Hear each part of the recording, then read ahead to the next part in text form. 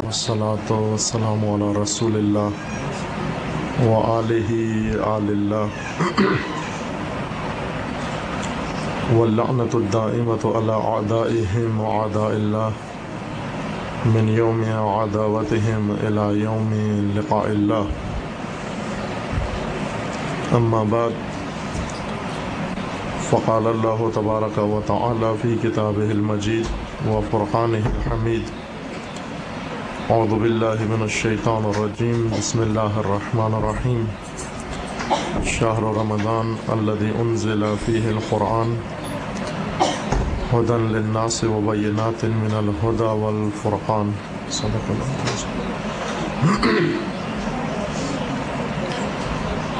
ماہ مبارک رمضان ماہ انسان سازی،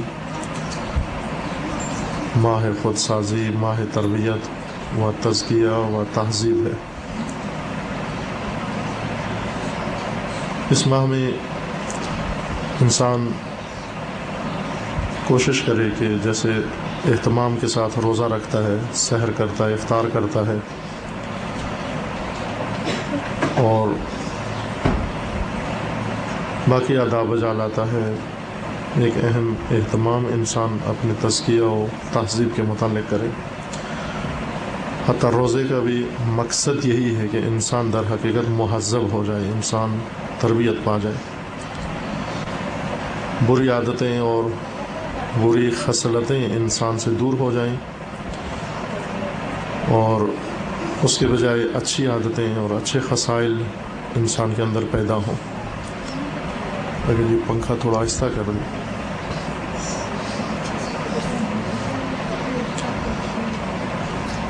بہت ساری عادتیں ہوتی ہیں ہمارے اندر، معمول کی زندگی میں بن جاتی ہیں،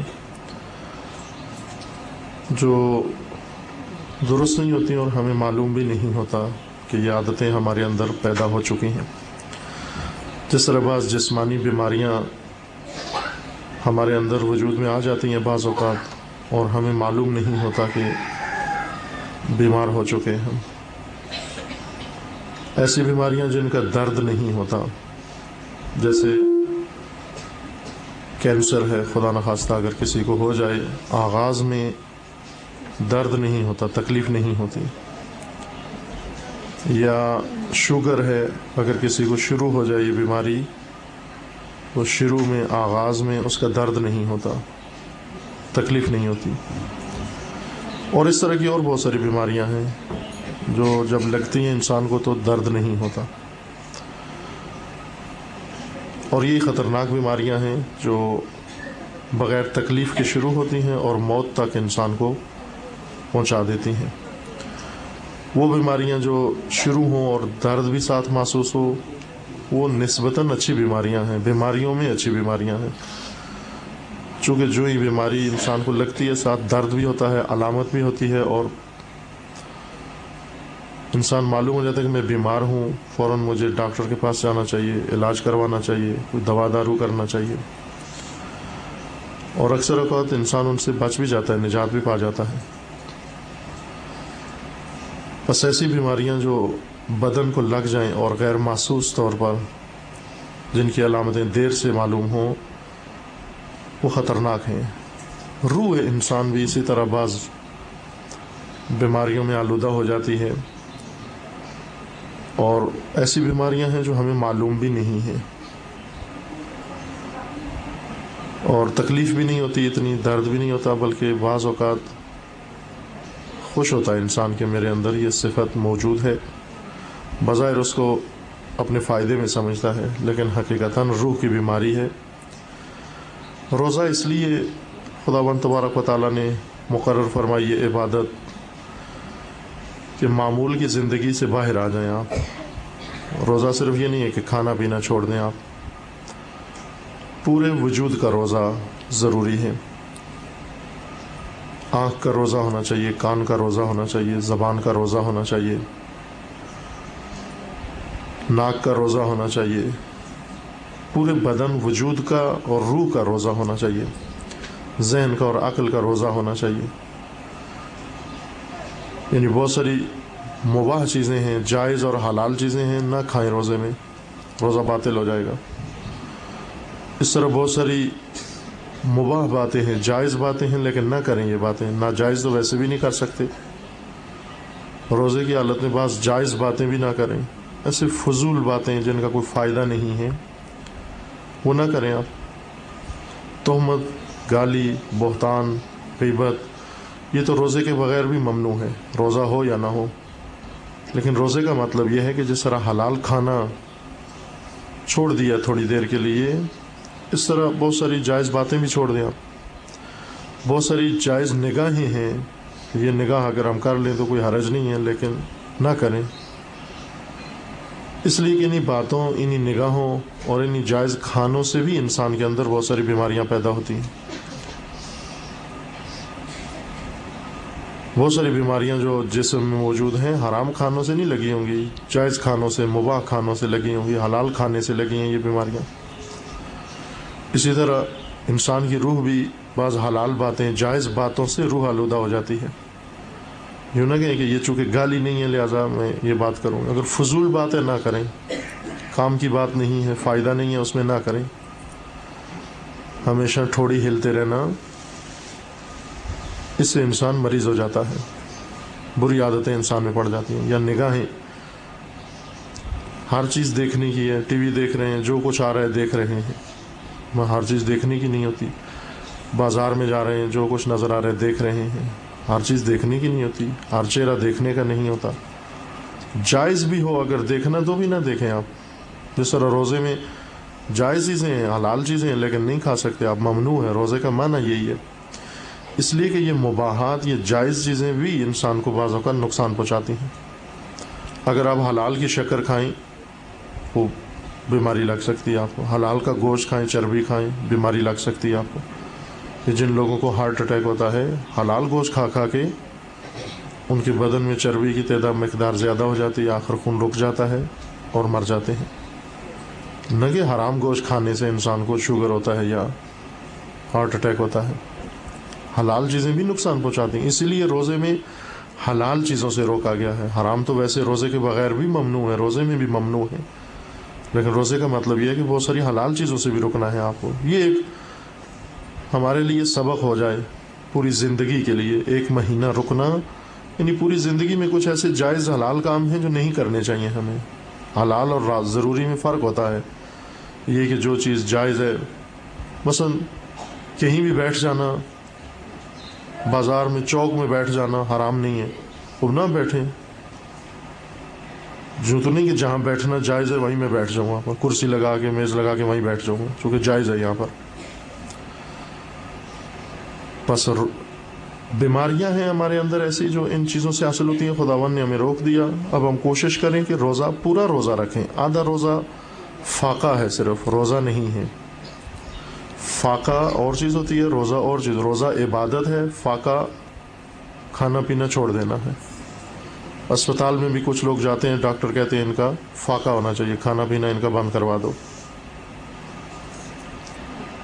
فاقہ بدن کو ٹھیک کر دیتا ہے لیکن روح کو ٹھیک نہیں کرتا۔ لیکن روزہ بدن کے ساتھ ساتھ روح کا بھی علاج ہے۔ بہت ساری عادتیں ہیں، پہلے بھی عرض کیا تھا کہ لگ جاتی ہیں، ہمیں پتہ بھی نہیں چلتا، محسوس بھی نہیں ہوتا کہ یہ عادت میرے اندر موجود ہے یا نہیں ہے۔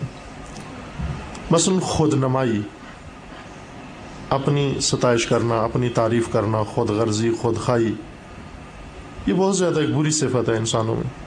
از جملہ ایک جو آفت خاندانوں کے لیے آپ اس کو شمار کر سکتے ہیں، وہ خود خواہی ہے، خود نمائی ہے، خود غرضی اور خود محوری ہے۔ جس خاندان میں یہ صفت پیدا ہو جائے، عورتوں میں پیدا ہو جائے یا مردوں میں پیدا ہو جائے، خود خواہی اور خود غرضی، وہ سمجھ لیں کہ ایک بیماری ہے، اس خاندان کو لگ گئی ہے، جو آہستہ آہستہ خدا نخواستہ اس کو اسی طرح سے نابود کر دے گی جس طرح سے ایک بیماری آہستہ آہستہ کینسر ہے، خدا نخواستہ لگ جائے کسی جسم کو، اور تدریجاً یہ جسم مریض ہو کر خدا نخواستہ نابود ہو جائے گا۔ اور بھی بہت ساری بیماریاں ہیں جو لگی ہوئی ہوتی ہیں، ہمیں خود معلوم نہیں ہوتا۔ پہلے بھی کہا تھا کہ مومن مومن کا آئینہ ہے، مومنہ مومنہ کی آئینہ ہے۔ ہم ایک دوسرے کو بتائیں اور شکر بھی کریں، نہ کہ محسوس کریں کہ کیوں آپ نے مجھے میرا عیب بتایا ہے۔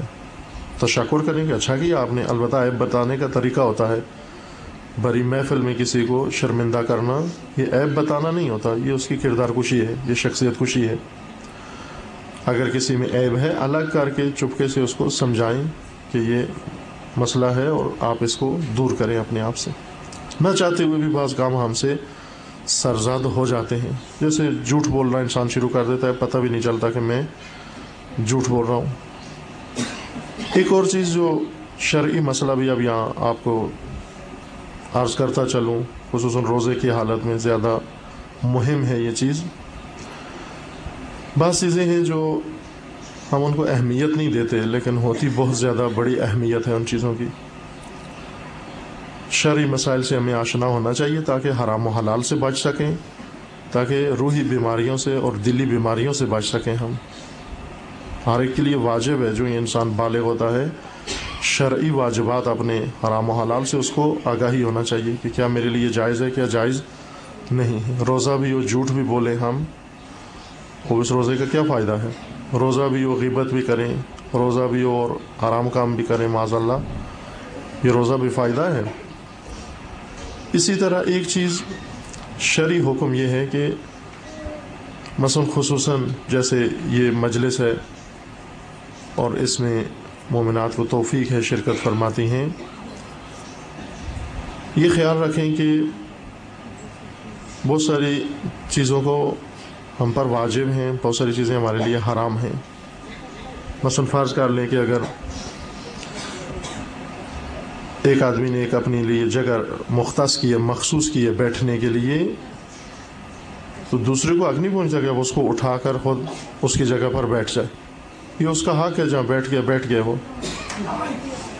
نہ یہ ہے کہ بعد میں کوئی اور آئے اور پہلی خاتون کو اٹھا کر کہیں کہ آپ یہاں سے اٹھیے، یہاں میں بیٹھتی ہوں۔ پر محمد و اہل بیت محمد صلوات۔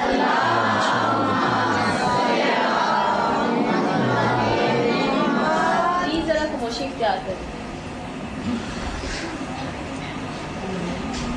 جہاں پر ایک نے ایک جگہ اپنے لیے مخصوص کر لی ہے، جتنی حد تک ایک انسان بیٹھ سکتا ہے وہ اسی کی جگہ ہے، دوسرے کو حق نہیں بنتا کہ اس کو اٹھائیں۔ اگر وہ خود احتراماً عزت کے لیے اٹھ جائیں تو اچھی بات ہے، چھوٹوں کو بڑوں کی عزت کرنا چاہیے، لیکن اگر کوئی نہیں اٹھتا اپنی جگہ سے تو شرعاً آپ کو نہیں حق پہنچتا کہ اس کو زبردستی اپنی جگہ سے اٹھا دیں۔ یہ معمولی مسائل ہیں جو روزمرہ ہم انجام دیتے ہیں، توجہ بھی نہیں کرتے ان چیزوں کی طرف۔ اسی طرح بسا اوقات نہ چاہتے ہوئے ممکن ہے ہم کسی کے حق میں کوئی تصرف کر دیں ایسا جس پر وہ راضی نہیں ہے۔ مثلا فرض کر لیں کہ کسی کی چادر پر بیٹھ جائیں ہم، وہ راضی نہیں ہے کہ میری چادر پر آپ قدم رکھیں، لیکن ہم نے رکھا ہوا ہے، اب روزہ بھی ہے ہمارا اور ساتھ حرام کام بھی کر رہے ہیں۔ اتنا بھی ہمیں کسی کے حق نہیں پہنچتا کہ اگر وہ راضی نہیں ہے، اس کو پسند نہیں ہے، تو ہم اس کے ایک چھوٹے سے کپڑے پہ بھی تصرف نہیں کر سکتے، استعمال نہیں کر سکتے، قدم نہیں رکھ سکتے، بیٹھ نہیں سکتے۔ اسے پوچھنا پڑے گا ہمیں کہ آپ راضی ہیں یا نہیں ہیں۔ یہ ظلم بر نفس، یہ ظالمانہ زندگی بسر کرنا۔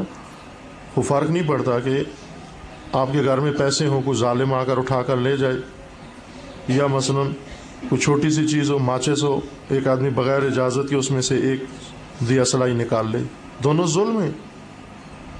بہت بڑی رقم کسی کے گھر سے اٹھا کے لے جانا بغیر اجازت کے اور ایک ماچس اٹھا لینا، یہ دونوں اپنی جگہ پر ظلم ہیں۔ یوں نہ کہیں کہ ایک کم قیمت کی چیز ہے، ایک زیادہ قیمت کی چیز ہے، جو زیادہ قیمت ہے وہ ظلم ہے، جو کم قیمت ہے وہ ظلم نہیں ہے۔ پہلے بیان کیا تھا کہ وہ ماجرا کہ وہ لڑکا جو چوری اس کو عادت بن گئی، پھر آخر پھانسی کے وقت اس نے اپنی ماں کی زبان کاٹ دی۔ وہ شروع اس نے یہیں سے کیا تھا، انڈا چرایا تھا، ماں نے سمجھا کہ وہ خاص بات نہیں ہے، ایک انڈا ہی تو ہے، اتنا قیمت ہی تو نہیں، اہمیت نہیں دی۔ ایک دن یہی بڑا ڈاکو بنا اور قاتل بنا، لوگوں کو اس نے بے گناہوں کو قتل کیا اور خود بھی پھانسی تک پہنچ گیا۔ ہمیشہ بے قیمت چیزوں سے ظلم شروع ہوتا ہے، معمولی مسائل سے ظلم شروع ہوتا ہے اور بڑے بڑے مسائل تک یہ ظلم جا پہنچتا ہے۔ جو چھوٹے مسائل میں خیال نہ کرے ظلم کا، وہ بڑے ظلم کرنے سے کبھی بھی نہیں کتراتا۔ مثلا کربلا میں انہوں نے کتنا بڑا ظلم کیا، نواسہ نبی کو شہید کیا، ان کے خاندان کو شہید کیا، اور ہم روتے بھی ہیں ان کے لیے۔ کیوں روتے ہیں؟ اس لیے روتے ہیں کہ ان پر ظلم ہوا۔ اور یہی کام اگر خود بھی کوئی کر رہا ہو، ایک آدمی اگر خود ظلم کر رہا ہو تو پھر اس کو حق بنتا ہے کہ وہ ان ظالموں اور قاتلوں کے بدنام کرے اور ان پر لعنت کرے کہ آپ ظالم ہو، کہے گا آپ بھی تو ظالم ہو۔ یعنی آپ میں، اور مثلا فرض کر لیں کہ شمر جس نے اتنا بڑا ظلم کیا، ایک اور ظالم آ کر شمر کو کہے کہ آپ ظالم ہو، وہ کہے آپ بھی تو ظالم ہو، ہم دونوں ظالم ہیں۔ ایک ظالم دوسرے ظالم کو لعنت نہیں کر سکتا۔ ایک ڈاکو آج دوسرے ڈاکو کو کہے کہ آپ غلط ہو، آپ ڈاکے ڈالتے ہو، کہ میں ڈاکے ڈالتا ہوں تو آپ بھی ڈاکہ ڈالتے ہو۔ اگر ایک مثلا مہنگا بیچتا ہے سودا معاملہ، دوسرا بھی مہنگائی مثلا پیدا کرتا ہے لوگوں کے لیے، یہ اس کو تہمت دے، بدنام کرے کہ آپ رمضان میں مہنگائی ایجاد کرتے ہو، وہ آپ بھی تو وہی کام کر رہے ہو۔ اب ممکن ہے میں آٹا مہنگا بیچتا ہوں، آپ کپڑا مہنگا بیچتے ہو، فرق تو نہیں پڑتا کہ کون سی چیز مہنگی بیچ رہے ہیں، بالآخر آپ بھی وہی کام کر رہے ہو جو میں کر رہا ہوں۔ ظالمین کربلا کو لعنت اس کو حق بنتا ہے جو خود ظلم نہ کرتا ہو، ورنہ اسی ظلم میں خود بھی شریک ہو اور ان کو بھی کہ آپ ظالم ہو، وہ فرق نہیں پڑتا۔ انہوں نے آل نبی پر ظلم کیا، یہ بھی امت نبی پر ظلم کر رہے ہیں۔ ان کو نہیں حق پہنچتا کہ یہ روئیں مظلومین کے لیے، ظلم پر روئیں۔ جیسا مثلا یہ بے حجاب خواتین، وہ یہ پردے کو روتی ہیں، حضرت زینب کے پردے کو روتی ہیں۔ کیوں روتی ہیں آپ؟ ان کو تو خوش ہونا چاہیے۔ جب اپنا پردہ اتار دیا ہے، جب خود بے حیائی کی زندگی شروع کی ہے، جب خود بے عفت بن گئی ہیں، تو پھر تو جو بھی بے پردہ ہو آپ کو بے پردگی سن کر خوش ہونا چاہیے۔ آپ کو کیوں رونا آتا ہے؟ بے حیا کو کیوں رونا آتا ہے؟ حضرت زینب کے پردے کو وہ روئے جو خود اپنا پردہ محفوظ رکھتی ہے۔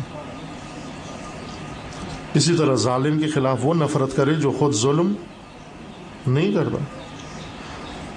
ظلم یوں نہیں کہ قتل کرنا ہی ظلم ہے یا آل نبی کو قتل کرنا ظلم ہے، نہ، ظلم ہے، اگرچہ ایک حیوان پر ہی کیوں نہ کیا جائے، ظلم ہے، وہ بھی ظلم ہے، وہ بھی ظلم ہے۔ بنی اسرائیل ایسے ظالم تھے جو انبیاء قتل کرتے تھے، معصومین کو قتل کرتے تھے۔ وہ انہی کے زمانے میں کچھ ایسے لوگ تھے جو حیوانات پر ظلم کرتے تھے۔ ناقہ حضرت صالح قرآن میں واقعہ موجود ہے، سنا ہوا ہے آپ نے۔ اس شخص کو قرآن نے کہا ہے کہ یہ شقی ہے جس نے ناقہ حضرت صالح کی ٹانگیں کاٹ دی تھیں، یعنی ایک اونٹنی کی ٹانگیں کاٹنے والا شقی انسان ہے، ظالم انسان ہے، وہیں کہ وہ ایک جانور ہے اونٹ۔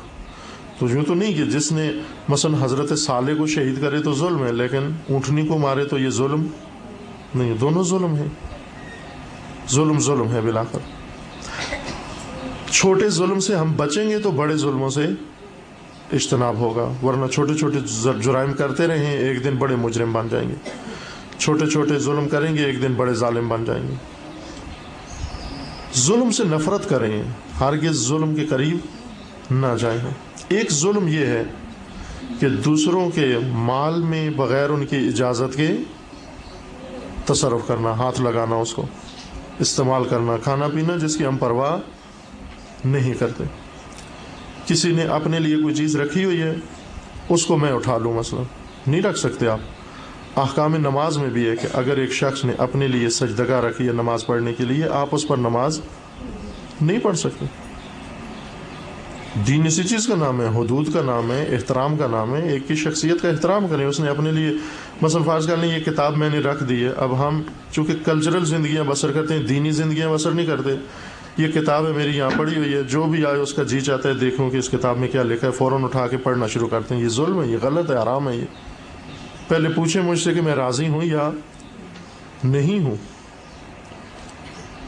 اگر ایک چیز مثلا رکھی ہوئی ہے سب کے لیے کہ اس کو سب استعمال کر سکتے ہیں، خوب اس کو کریں آپ استعمال، لیکن ایک چیز کسی کی اپنی مخصوص چیز ہے، اس کو حق نہیں پہنچتا۔ کپڑا کسی نے رکھا ہوا ہے یہاں پر، اگر اس نیت سے رکھا ہوا ہے اور سب کو معلوم ہے کہ یہ اس لیے رکھا ہے کہ سب اس کو استعمال کریں، جیسے دسترخوان ہے، ہمیں معلوم ہے کہ یہ سب کے لیے اجازت ہے، جبھی تو بچھایا انہوں نے۔ لیکن اگر نہ کسی نے اپنا برقع اتار کے رکھا، تو اس کو بھی دسترخوان سمجھ کے اس پر بھی بیٹھ جائیں اس میں.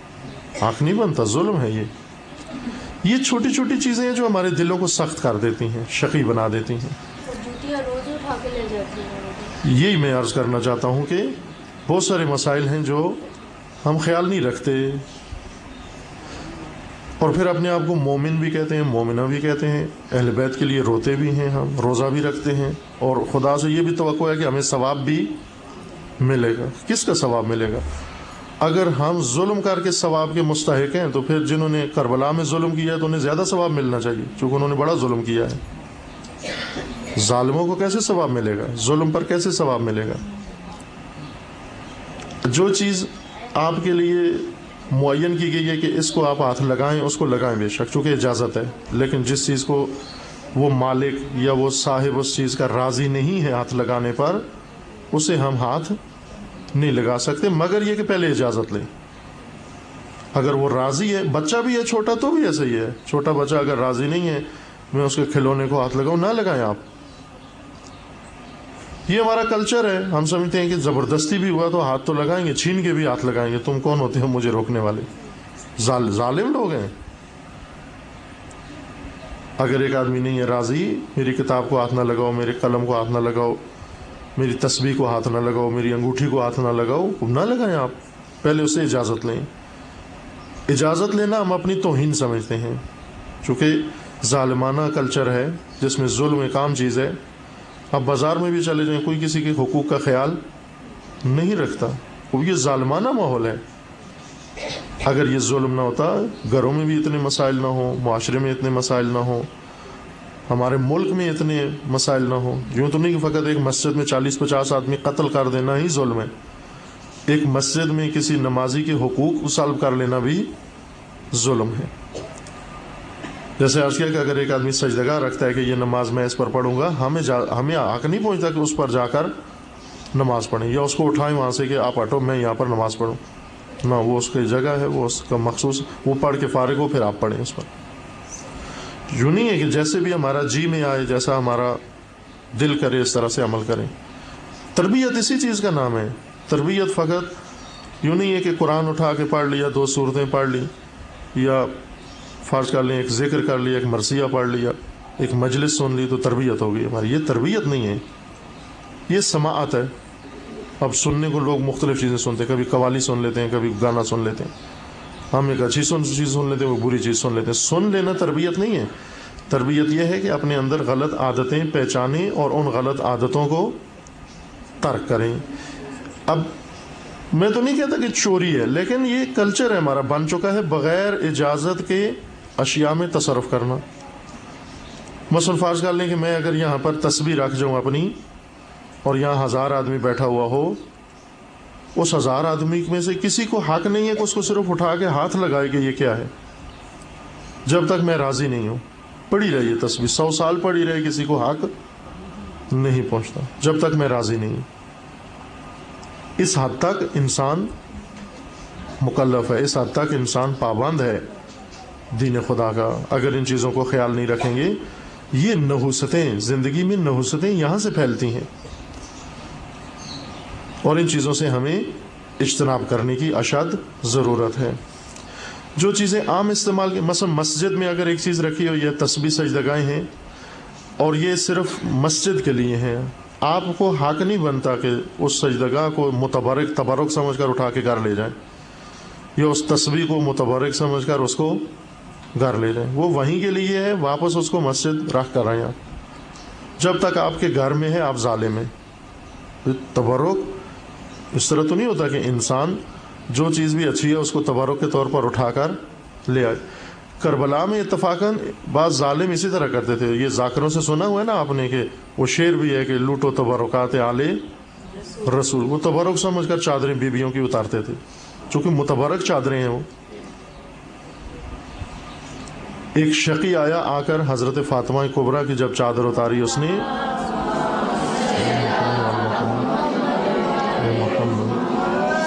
فاطمہ بنت حسین, امام حسین علیہ السلام کی بیٹی بڑی, ان کی جب انہوں نے چادر اتاری تو وہ رو بھی رہا تھا ساتھ, نیزے سے چادر اتار رہا تھا ان کی بیوی کے سر سے اور رو بھی رہا تھا.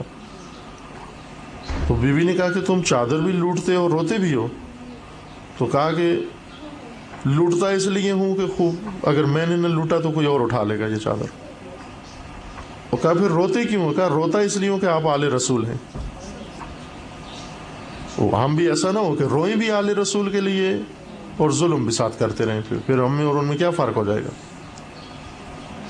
خیال رکھیں ظالم اور مومن میں یہی فرق ہوتا ہے کہ ظالم آزاد ہے، اس کا جو جی چاہے کرتا ہے، لیکن مومن آزاد نہیں ہے. مومن جو خدا کہے وہ کرتا ہے، نہ کہ جو جی میں آئے ہم وہ کریں. لہٰذا مسجد کی کوئی چیز اگر غلطی سے آ گئی ہے، جان بوجھ کے نہیں اٹھائیں، غلطی سے اگر آ گئی ہے اس کو فوراً واپس مسجد پہنچائیں. وہ گھر میں رکھنا جائز نہیں ہے، کتنی ہی متبرک چیز کیوں نہ ہو. مسجد کی تسبیح گھر چلی گئی ہے، مسجد کا اگر سجدگاہ گھر چلی گئی ہے، مسجد کی ٹوپی بسا اوقات ہوتا ہے مرد نماز پڑھنے جاتے ہیں ٹوپی یاد نہیں رہتی، گھر لے آتے ہیں. وہ کہتے ہیں اب کون اس کو لے جائے، چلو مسجد کی ٹوپی ہے اوپر رکھ دیتے ہیں کہ گھر میں تبرک ہوگا. نا، یہ گھر میں نوست ہوگی، چوری کر کے لائیں، یہ چوری شمار ہوگی. ٹھیک ہے غلطی سے گھر آ گئی، لیکن جب پتہ چل گیا تو فوراً واپس کریں اس کو. اسی طرح گھر کی چیزیں بھی ہیں، اگر کسی گھر میں گئے وہاں کوئی چیز پڑی ہوئی تھی، غلطی سے ہمارے ہاتھ آ گئی، ہاتھ میں پکڑی ہم نے، بھول گئے، اس کو واپس وہیں پر پہنچانا ضروری ہے. یا پھر گھر کے مالک سے اجازت لیں کہ مجھ سے یہ چیز میرے پاس چلی گئی ہے غلطی سے، آپ راضی ہیں میں اس کو رکھ لوں؟ اگر راضی ہیں تو ٹھیک ہے، راضی نہیں ہیں تو میں اس کو واپس لوٹوں. دو راستے ہو سکتے ہیں، یا مالک جس کی ہے وہ راضی ہو یا پھر ہم واپس لوٹائیں. ایک اور چیز یہی ہے کہ اس اوقات چیزیں جو ملتی جلتی آپس میں مشابہ ہیں، جیسے ابھی اشارہ کیا کہ جوتا کبھی کسی کا پاؤں میں آ جاتا ہے غلطی سے، جان بوجھ کے تو مومن سے توقع نہیں ہے کہ وہ یہ کام کرتا ہے. غلطی سے اپنا سمجھ کے پہن لیا، حالانکہ کسی اور کا تھا. خوب اگر پتہ چل گیا کہ یہ کسی اور کا جوتا ہے، حرام ہے اس جوتے میں چلنا، آپ کے لیے حرام ہے، پاؤں ڈالنا حرام ہے اس جوتے میں. اب روزہ بھی ہو اور رمضان بھی اور یہ چیزیں بھی انسان خیال نہ رکھے تو روزے کا فائدہ نہیں ہے. پھر یوں نہیں ہے کہ ادھر سے اہل بیت کے لیے روئیں بھی اور وہی ظلم کریں جو ظالمین کربلا نے کیا تھا. وہ آل رسول پر کرتے تھے، ہم امت نبی پر ظلم کریں کہ خدا پناہ دے ایسے ظلموں سے. تربیت کا مقصد یہی ہوتا ہے کہ جو عادتیں ایسی بن گئی ہیں نہ چاہتے ہوئے، چونکہ ہمیں احساس نہیں ہے کہ یہ چیز مجھ میں ہے. بعضوں کی عادت ہوتی ہے گھر میں گئے ایک کمرے میں جا کر بیٹھے، کبھی یہ دراز کھول رہے ہیں، کبھی وہ دراز کھول رہے ہیں، کبھی یہ چیز دیکھ رہے ہیں، کبھی وہ راضی نہیں ہے گھر کا مالک کہ آپ ہر چیز کو ہاتھ لگائیں. صرف اتنی اجازت ہے کہ پلنگ پہ بیٹھ جائیں، کرسی پہ بیٹھ جائیں، بس. اس سے زیادہ بعض خواتین دوسرے کے گھر میں جاتی ہیں، اٹھ کے سیدھی کچن میں چلی جاتی ہیں. آپ اس سے پوچھیں کہ وہ راضی ہیں آپ جائیں ان کے کچن میں، وہ راضی ہیں آپ ان کے بیڈ روم میں جائیں؟ وہ ممکن ہے دل سے راضی نہ ہو. اگر دل سے راضی نہیں ہے، حرام کام کیا ہے آپ نے، جرم کر رہے ہیں آپ. اسی طرح آپ کے گھر میں کوئی آئے آپ راضی نہ ہو، وہ حرام کام ہے اس کے لیے. اس کو پوچھنا چاہیے کہ میں اجازت لینی چاہیے کہ میں آپ کے کچن میں جاؤں یا نہ جاؤں. اگر وہ راضی ہیں ٹھیک ہے، اگر راضی نہیں ہے اجازت نہیں ہے جانے کے لیے. قدم نہ رکھیں اس نقطے پر جہاں کو راضی نہ ہو آدمی. دین کے مطابق زندگی بسر کر لینا، رسومات کے. اب آپ کہنا ہمارے علاقے میں تو ایسے نہیں ہوتا، ہم تو جہاں جی میں آتی ہے بیٹھتے ہیں جا کر. وہ یہ کربلا میں بھی کوفہ والوں میں یہ رسم تھی کہ وہ جس کو جی میں آئے قتل کرتے تھے. اور ہم میں اور ان میں کیا فرق ہے؟ جو جی میں آئے زندگی بسر کریں، جو جی میں آئے کریں گے. بعض اس کو اپنی توہین بھی سمجھتے ہیں. بعضوں کے لیے تو ضروری ہوتا ہے کہ گھر میں جا کر کسی کے پورے گھر کا جائزہ لینا، ہر چیز سرانے اٹھا کر تکیے اٹھا کر دیکھنا گے کیا ہے مسلم. نہ، اصل حق نہیں بنتا آپ کو. کرسی کی اجازت ہے بیٹھ، مثلا مجھے اجازت ہے یہاں پر بیٹھوں، بس اسی پر بیٹھ سکتا ہوں میں. اب میں کہوں کہ چونکہ انہوں نے دروازہ کھول دیا، گھر میں آ گیا ہوں، اس کمرے میں بھی جاؤں، اس کمرے میں بھی جاؤں، اس چیز کو بھی ہاتھ لگاؤں، اس چیز کو بھی ہاتھ لگاؤں، یہ جائز نہیں ہے میرے لیے. یعنی آپ سب کے گھر ایسے ہیں. اتنی اجازت ہے جتنی صاحب خانہ میزبان نے مجاز قرار دیا ہے میرے لیے. فرض کریں ایک ٹیشو پیپر ہے انہوں نے رکھا ہے، آپ اس کو استعمال کریں، وہ اس کو کریں آپ استعمال. لیکن ایک ٹیشو پیپر کا ڈبہ ہے جو پڑا ہوا ہے کھلا نہیں ہے، یا انہوں نے الگ سے رکھا ہوا ہے سنبھال کے، اس کو نہیں آپ استعمال کر سکتے. پہلے پوچھیں ان سے. ایک چمچ ہے انہوں نے آپ کو دیا ہے کہ اس کے کھا سکتے ہیں، ایک چمچ ہے انہوں نے الگ رکھا ہوا ہے، تو یوں نہیں کہ خود ہی اٹھ کے وہ چمچہ اٹھا کے لے آئیں کہ ایک ادھر بھی پڑا ہوا ہے اس کو بھی استعمال کرتے ہیں ہم. پہلے اس سے پوچھیں کہ آپ کی اجازت ہے میں وہ چمچہ اٹھاؤں استعمال کروں؟ اگر اجازت نہ ہو نہیں کر سکتے. اب یوں نہ کہیں کہ نہ ہماری تو عادت ہے، ہم کسی کے گھر میں بھی جاتے ہیں کسی سے پوچھتے نہیں ہیں، یعنی ہم کوفی ہیں، کوفیوں کو بھی یہ عادت ہے کہ کسی کی اجازت کے بغیر اگر قتل بھی کرنا چاہیں کسی کو تو ہم کر دیتے ہیں. ظاہر ہے جو اتنی حد تک تجاوز کرتا ہے مومن کے حقوق پر وہ آگے بھی بڑھ سکتا ہے. پھر یہ غیر محسوس طور پر کچھ چیزیں آ جاتی ہیں. اگر غلطی سے کوئی چیز چلی جاتی ہے کسی کے گھر سے، کلی حکم ہے، نہ صرف اس گھر کے لیے، کلی یعنی عام حکم ہے آپ کے گھر کے لیے بھی. اگر غلطی سے آپ کی کوئی چیز میرے پاس آ گئی ہے وہ میں لوٹاؤں، اگر میری کوئی چیز آپ کے پاس چلی گئی ہے وہ آپ لوٹائیں یا اجازت لیں. اب وہ جوتا ہو، کپڑا ہو، گھر کی کوئی استعمال کی چیز ہو، یہی تربیت ہے. تربیت کا مطلب یہی ہے. تربیت اس طرح سے نہیں کہتے کہ ہم نماز کے وقت پر ایک چادر اوڑھ لیں، دوپٹہ اوڑھ لیں اور منہ لٹکا لیں اور بڑے مسکین بن کے خدا کے سامنے بیٹھ جائیں اور خدا بھی اپنی رحمت نازل کرنا شروع کر دے. بعض لوگ ہوتے ہیں جیل میں جب پہنچ جاتے ہیں بڑے مسکین بن جاتے ہیں، پولیس کو بھی رحم نہیں آتا ان پر، جتنا منہ لٹکانا ہے لٹکائے رکھو. یوں نہیں ہے کہ ہم تسبیح لے کے مصلی پر بیٹھ کر بڑے مسکین عاجز بن کر خدا سے کہیں خدایا یہ بھی دے دے، یہ بھی دے دے، یہ بھی دے دے، لیکن مصلی سے اٹھ کر نہ کسی کے حق کا خیال رکھیں، نہ کسی کی عزت کا خیال رکھیں، نہ کسی کی آبرو کا خیال رکھیں، نہ ہمارے ہاتھ سے کسی کی چیزیں محفوظ ہوں، نہ کسی کی کردار محفوظ ہو، نہ کچھ محفوظ ہو، ہماری نگاہوں سے لوگ محفوظ نہ ہوں، ہماری زبانوں سے لوگ محفوظ نہ ہوں. تو ہم تو مسکین نہیں ہیں، خدا کو دھوکہ دیتے ہیں ہم کہ روانسی شکل بنا کر خدا کو کہنا چاہتے ہیں کہ ہم بڑے اچھے آدمی ہیں، مگر خدا کی ذات دھوکے میں آتی ہے. قرآن میں ہے نا، اول سورہ مبارکہ بقرہ میں ہے کہ کچھ لوگ ایسے ہیں جو یخادعون اللہ والذین آمنوا، کچھ ایسے لوگ ہیں جو مومنین کو اور خدا کو دھوکہ دینا چاہتے ہیں. ولا یخدعون الا انفسہم، یہ خود دھوکے میں ہے، اللہ کی ذات دھوکے میں نہیں آتی. یہ ابھی مسکین بن کر مصلی پر بیٹھے ہوئے، خدا کو پتہ ہے کہ یہ مسکین نہیں ہے، بہت چالاک ہے. یہ حقیقت میں ایک ایسا انسان ہے جو نیت بد ہے، اس کی باطن خراب ہے. اس کا مصلی سے اٹھ کے جائے گا کیا کرے گا یہ؟ بس یوں نہیں کہ مصلی پہ مسکین بن کے بیٹھیں، نہ، ہمیں ہر حال میں خاشع خاضع بارگاہ خدا میں ہر حال میں دیکھیں کہ میں جو کام کر رہا ہوں خدا کی ذات دیکھ رہی ہے. اگر مجھے پتہ ہے کہ یہ کسی کا جوتا ہے میں پاؤں ڈال دوں اس میں، وہ اس کو نہیں پتہ جس کا جوتا ہے، خدا کی ذات کو تو پتہ ہے کہ آپ کیا کر رہے ہیں. کہاں لے کے جائیں گے اس کو؟ کیا بن جائے گا اس سے؟ کیا حاصل ہوگا اس سے؟ بس اگر کسی کی سوئی بھی آپ کے پاس ہے اس کو بھی واپس لوٹائیں. اور ہم نے یہ کیے ہوئے ہیں، یہ کام ہر ایک کے حقوق تلف کیے ہوئے ہیں. حتیٰ یہاں تک شرعی احکام ہیں کہ اگر کسی نے آپ کی دعوت کی ہے، دیکھیں احکام حرام حلال کا خیال رکھنا بہت ضروری ہے. اگر کسی نے آپ کی دعوت کی ہے صرف افطار میں، عموماً افطار میں روزہ داروں کی افطار کرتے ہیں یا دعوت کرتے ہیں، دعوت آپ کی ہے یعنی روزہ داروں کی، بڑوں کی، بچے لے جانا، اگر وہ راضی نہیں ہیں بچوں پر، بچے ساتھ نہیں لے جا سکتے. بولے بعض دعوتیں ہوتی ہیں کہ سب کی ہوتی ہیں، پورے خاندان کی ہے، بچے بھی ہیں بڑے بھی ہیں سب آئیں، ان میں لے جائیں آپ. لیکن جہاں پر ہمیں پتہ ہے کہ صرف بڑوں کو بلایا ہے انہوں نے، بچوں کو نہیں بلایا، وہاں بچوں کو نہ لے جائیں. بچے جو کچھ کھائیں گے وہ آپ ذمہ دار ہیں اس کے، چونکہ وہ راضی نہیں ہے وہ آدمی بچوں کے کھانے پر. اگر وہ خود کہتے ہیں بچوں کو بھی لے آئیں، یا ان سے پوچھ لیں کہ ہمارے بچے بھی ہیں، ان کا روزہ نہیں ہے، آپ افطار پہ بلا رہے ہیں تو ہم بچے بھی ہیں ساتھ، بچے بھی لائیں گے. اگر وہ کہہ دیں کہ لائیں کوئی حرج نہیں ہے، ٹھیک ہے آپ لے جائیں بچوں، اور بچے بھی اتنا جتنا ان کو اجازت ہے وہاں پر. یہ والدین کا کام ہے کنٹرول کرنا بچوں کو، نہ یہ کہ بچوں کو جا کر کھلا چھوڑ دینا اور اس گھر کا مثلاً فرش چھت پر اور چھت فرش پر لے کر آ جائے اور کہیں کہ ہمارا تو کام نہیں تھا، خود ان کا کام تھا سنبھالیں ان چیزوں کو. نہ، یہ حقوق ہیں، یہ حدود ہیں ہماری، ان کا ہم خیال رکھیں. ایک دوسرے کے ساتھ روابط میں، آنے جانے میں، اٹھنے بیٹھنے میں. نہیں ہے کہ ہمیں معلوم نہ ہو اور نہ چاہتے ہوئے پتہ نہیں کیا سے کیا کرتے جا رہے ہیں، بیماریاں اپنی روح کے اندر ڈالی جا رہے ہیں. مثلا جھوٹ کا احساس نہیں ہے، جھوٹ بولتے ہیں احساس نہیں ہے، یا چوری کا احساس نہیں. چور آدمی وہ اہل بیت سے کیا تعلق ہے؟ چوروں کا، جھوٹوں کا کیا تعلق ہے؟ اہل بیت تو سچے ہیں، صادقین میں سے ہیں.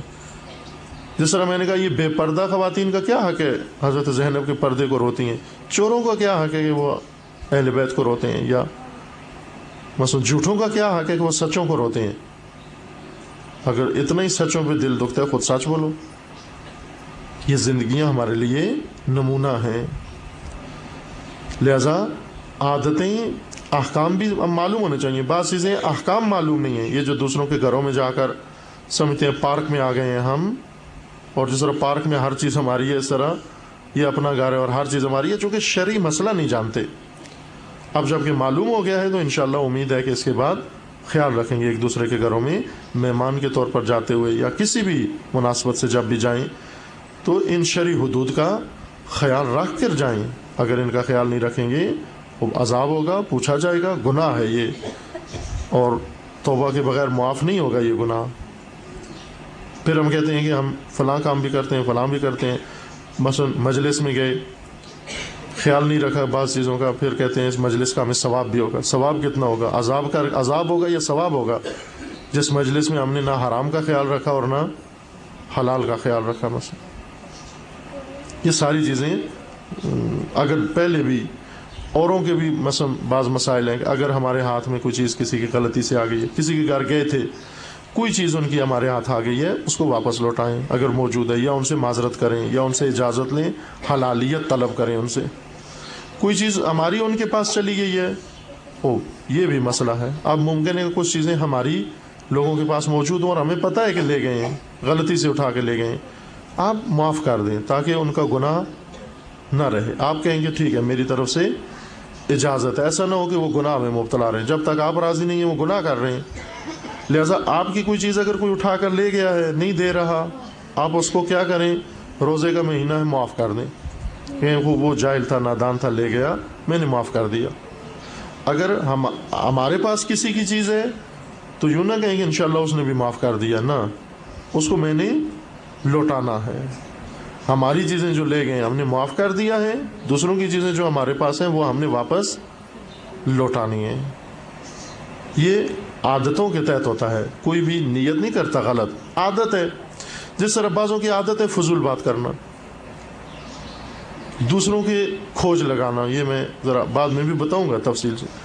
مثلا خصوصاً بعض خواتین میں یہ عادت ہوتی ہے اور بہت بری عادت ہے کہ دوسروں کے حالات جاننا.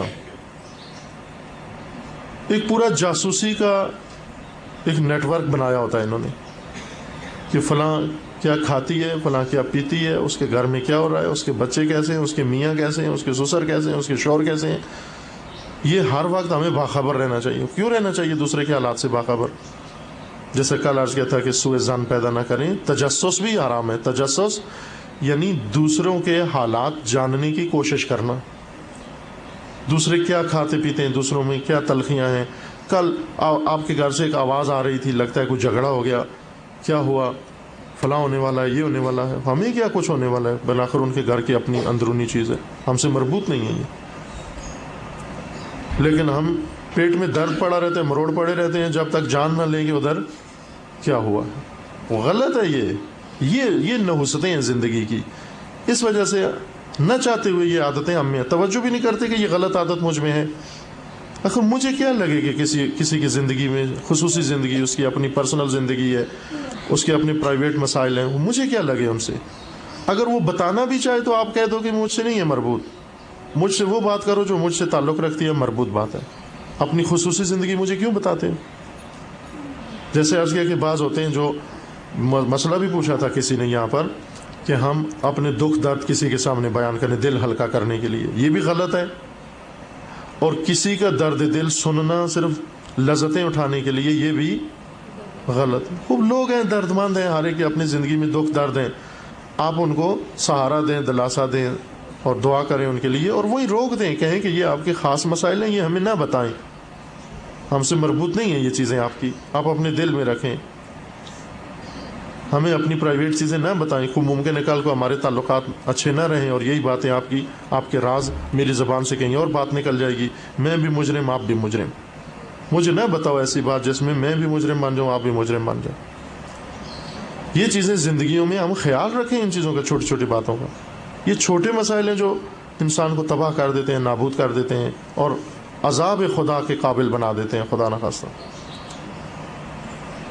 یہ دلچسپی رکھنا، دوسروں کے مسائل جاننا بعضوں کا مجلس میں آنے کا کوئی مقصد نہیں ہوتا، صرف اس وجہ سے کہ چلو دو چار کی باتیں تو معلوم ہو جائیں گی کیا ہے، صرف اس لیے آتی ہیں.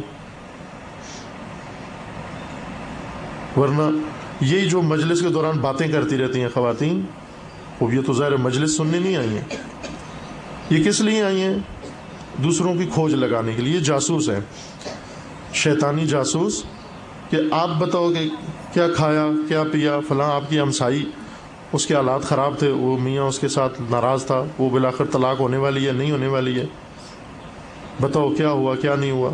کیا رابطہ ہے آپ کا ان کی زندگی سے؟ کیا تعلق ہے آپ کا ان کی زندگی سے؟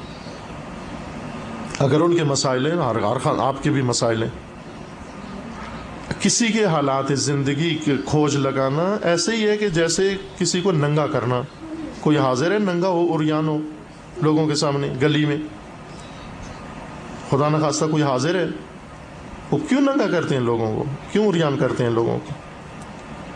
یہ خدا نے پردے ڈالے ہوئے ہیں. خدا ہمارے اندر ہمارے دلوں میں کیا ہے، خدا نے پردے ڈالے ہوئے ہیں کہ لوگوں کو نہیں پتا ہمارے دلوں کا. ورنہ جو کچھ ہمارے ذہنوں میں دلوں میں اگر یہ پتہ چل جاتا تو ماں بیٹے سے بھاگ جائے گی، بیٹا ماں سے. قیامت کی صفات میں سے ہے کہ قیامت اس دن کا نام ہے کہ یوم یفر المرء من اخیہ ووالدہ وبنیہ، یعنی قیامت کے دن ہر آدمی سے دور بھاگے گا. بیوی شوہر سے بھاگے گی اور شوہر بیوی سے دور بھاگے گا، بھائی سے بھاگے گا، ماں بیٹے سے دور بھاگے گی. کیوں بھاگیں گے؟ اس لیے کہ قیامت میں سب کا باطن کھل کر سامنے آ جائے گا، جو کچھ ہمارے دلوں میں ہے سامنے آ جائے گا. کتنے بیٹے اپنی ماؤں پر لعنت کریں گے اگر ماؤں کا باطن ان کے سامنے کھل کر آ جائے؟ کتنے بھائی لعنت کریں گے، کتنی بیویاں اپنے شوہروں پر لعنت کریں گی اگر ان شوہروں کی نیتیں کھل کر ان کے سامنے.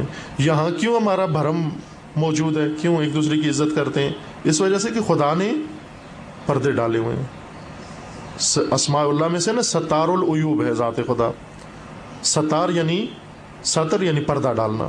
خدا نے ہمارے گناہوں پر، ہمارے عیب پر، ہماری بہت ساری کمزوریوں پر اللہ تعالیٰ نے پردے ڈالے ہوئے ہیں. اس وجہ سے ہمارے روابط قائم ہیں. ورنہ بیوی کو شوہر پتہ چل جائے، شوہر کو بیوی پتہ چل جائے، یہ بھاگ جائیں گے ایک دوسرے سے، اس قدر نفرت کریں گے ایک دوسرے سے. خدا نے پردے دونوں پر ڈالے ہوئے ہیں، دونوں کی اچھی زندگی بسر ہو رہی ہے. ماں بیٹا اس طرح، بھائی اس طرح، بہن بھائی اس طرح. اللہ نے پردے ڈالے ہوئے ہیں ہمارے، ورنہ اندر سے ہم لوگ کیا ہیں خدا کی ذات کو معلوم ہے. خوب جس طرح خدا نے آپ کے پردے ڈالے ہوئے ہیں، آپ بھی ایک دوسرے کے گناہوں پر اور عیب پر پردہ ڈالیں، پردہ پوشی کریں، پردے چاک نہ کریں، کھوج نہ لگائیں دوسروں کی زندگیوں کا، دلچسپی نہ لیں دوسروں کی زندگیوں میں. کوئی دوسروں کی زندگی مذاق نہیں ہے، کوئی ٹی وی نہیں ہے دوسروں کی زندگی ایک ڈرامہ ہے اور ہم ٹی وی دیکھ رہے ہیں. نہ، زندگی ہے اس کی، آبرو ہے اس کی، ہمارا ڈرامہ نہیں ہے. اگر وہ خود نہیں کرتے خیال تو کم از کم ہمیں نہیں ہے اس میں جھانکنا چاہیے. کسی کی زندگی میں جھانکنا یہ غلط ہے. اور یہ روایت میں بھی ہے کہ جو مومن یا مومنہ دوسروں کے عیب پر اور گناہوں پر پردے نہیں ڈالے، خدا اس کے گناہوں پر پردے نہیں ڈالے. آئے دن ہم دیکھتے ہیں ایک دو کا لوگ جن کے راز فاش ہو جاتے ہیں، پورے معاشرے میں بے آبرو ہو جاتے ہیں، بے عزت ہو جاتے ہیں. کیوں ہوتے ہیں؟ چونکہ انہوں نے کسی کے گناہ پہ پردہ نہیں ڈالا، کسی کے عیب پہ پردہ نہیں ڈالا. خدا نے ان کے عیب پر بھی پردہ نہیں ڈالا، ان کا عیب سب کے سامنے بیان کر دیا. اگر چاہتے ہو کہ ہمارے عیب کسی کو معلوم نہ ہو، کوشش کرو کہ دوسروں کے عیب سے پردہ نہ اٹھاؤ. بس یہ کھوج لگانا کہ فلاں کیا کر رہی ہے، وہ کیا کر رہی ہے. اصل بعضوں نے جاسوس چھوڑے ہوئے ہیں اپنے دوسرے گھروں میں، اور جاتی ہیں محلوں میں جا کر میٹنگ کرتی ہیں، باقاعدہ مہینے بھر کی خبر لے کر آتی ہیں، پھر آ کر اس کو اپنے محلے میں پھیلاتی ہیں کہ فلانی کا تو ایسا ہو گیا، فلانی کا یہ ہو گیا، فلان ایسے کرنے والی ہے، فلان ایسے کرنے والی ہے، ان کا رشتہ جڑنے والا ہے، ان کا رشتہ ٹوٹنے والا ہے، اس کے ہاں یہ ہونے والا ہے، اس کے ہاں یہ ہونے والا ہے. آپ کو کیا رابطہ ان چیزوں سے؟ اگر یہی باتیں کوئی آپ کے بارے میں شروع کر دے، پسند کریں گے؟ جب ہم چاہتے ہیں ہمارے گناہوں پر اور ہمارے عیب پر پردہ پڑا رہے، دوسرے بھی یہی چاہتے ہیں کہ پردہ پڑا رہے. اور خدا نے یہ پردے ڈالے ہوئے ہیں، خوب ہم بھی پردے ڈالیں. ہمیں وہ پردے اتارنے کا حق نہیں ہے جو خدا نے ڈالے ہوئے ہیں. ان چیزوں کا خیال رکھیں. تربیت کا یہی مطلب ہے. یوں تو نہیں کہ زبانیں بھی کھلی ہوں، کان بھی کھلے ہوں، اور آنکھیں بھی کھلی ہوں اور جو منہ میں آئے کہتے جائیں, جو نظر سامنے آئے دیکھتے جائیں, جو کان میں پڑے سنتے جائیں. اگر کسی نے آ کر آپ کے سامنے شروع کر دی کسی خاندان کے حالات بیان کرنا, اٹھ کے چلے جائیں اس سے. وہ سننا بھی جائز نہیں ہے. نہیں ہے کہ آپ کہیں کہ میں تو نہیں بول رہی, وہ بول رہی تھی, میں تو ادھر بیٹھی ہوئی تھی. بعض اپنے آپ کو بہت متقی پارسا سمجھتی ہیں خواتین. وہ کیا کہتی ہیں کہ ہم تو نہیں بول رہی تھی, وہ صبح سے آئی, جب سے آئی بول رہی تھی. وہ بول رہی تھی تو آپ کو بھی تو لذت محسوس ہو رہی تھی سننے کی. آپ نے بھی تو نہیں کہا کہ چپ کرو. یہ دوسروں کی خصوصی زندگی ہے, ان کی خصوصی زندگی ہمارے سامنے بیان, آپ بھی لذت محسوس کرتے رہے. ٹھیک ہے نہیں بولے لیکن سنتے تو رہے آپ بھی. بس اس گناہ میں برابر کے شریک ہیں. بس یہ دیکھ لیں کہ دوسروں کی زندگیاں بازیچہ نہیں ہیں, کھیل نہیں ہے, ڈرامہ نہیں ہے, ٹی وی نہیں ہے کہ ایک ٹی وی ہے, ڈرامہ لگا ہوا ہے اور ہم دیکھ کے تماشا دیکھیں اور خوش ہوں کہ ابھی یہ ہو رہا ہے, ابھی یہ ہو رہا ہے. اگر نہیں کسی کے ساتھ احسان اور نیکی کر سکتے تو کم از کم اس کی زندگی میں جھانکیں نہیں. یہ حریم خدا ہیں, یہ حرم خدا ہیں, یہ زندگیاں مقدس ہیں. یہ زندگیاں خدا نے ان پر جب پردے ڈالے ہوئے, ان کی حدود مقرر کی ہیں, ہم ان حدود کو تجاوز نہ کریں. یہ ظلم ہے. کسی کی زندگی میں بھی تجاوز کرنا, جھانکنا, یہ بھی ظلم ہے. جو باتیں وہ خود بتائیں وہ بھی اگر مربوط ہیں تو ٹھیک ہے, مربوط نہیں ہے تو آپ اس کو بھی روک دیں کہ یہ مجھے نہ بتائیں, یہ آپ کی اپنی پرائیویٹ باتیں اپنے تک رکھیں. عموماً ساس آئے گی اپنی بہو کی باتیں شروع کر دے گی. خوب یہ بھی کام کاج سارا چھوڑ کر کچن کا اور دوسرا سارا کام چھوڑ کے جھاڑو واڑو لگانا, کپڑے دھونے, بس شروع ہے, بیٹھی ہوئی ہے کہ ساس نے اپنے دل کا دکھڑا بیان کیا, یا بہو نے اپنے دل کا دکھڑا بیان کیا. یہ بھی سن رہی ہے. نہ کھانا پکانا یاد ہے, نہ گھر صاف کرنا یاد ہے, نہ بچوں کے لیے کوئی انتظام کیا. کیوں کہ آج ایک مزیدار بات کہانی شروع ہو گئی. پھر اس کو لے کر فوراً دوپٹہ اوڑھے گی اور کام وہی پڑے ہوئے ہیں, جائے گی دوسرے ہمسائے میں جا کر, بہن پتہ ہے تجھے کیا ہو رہا ہے, فلاں کی بہو کیا ہے, چڑیل ہے, آج اس کی ساس آئی تھی, وہ مجھے یہ بتا رہی تھی کہ وہ تو میرے ساتھ ایسا کرتی ہے.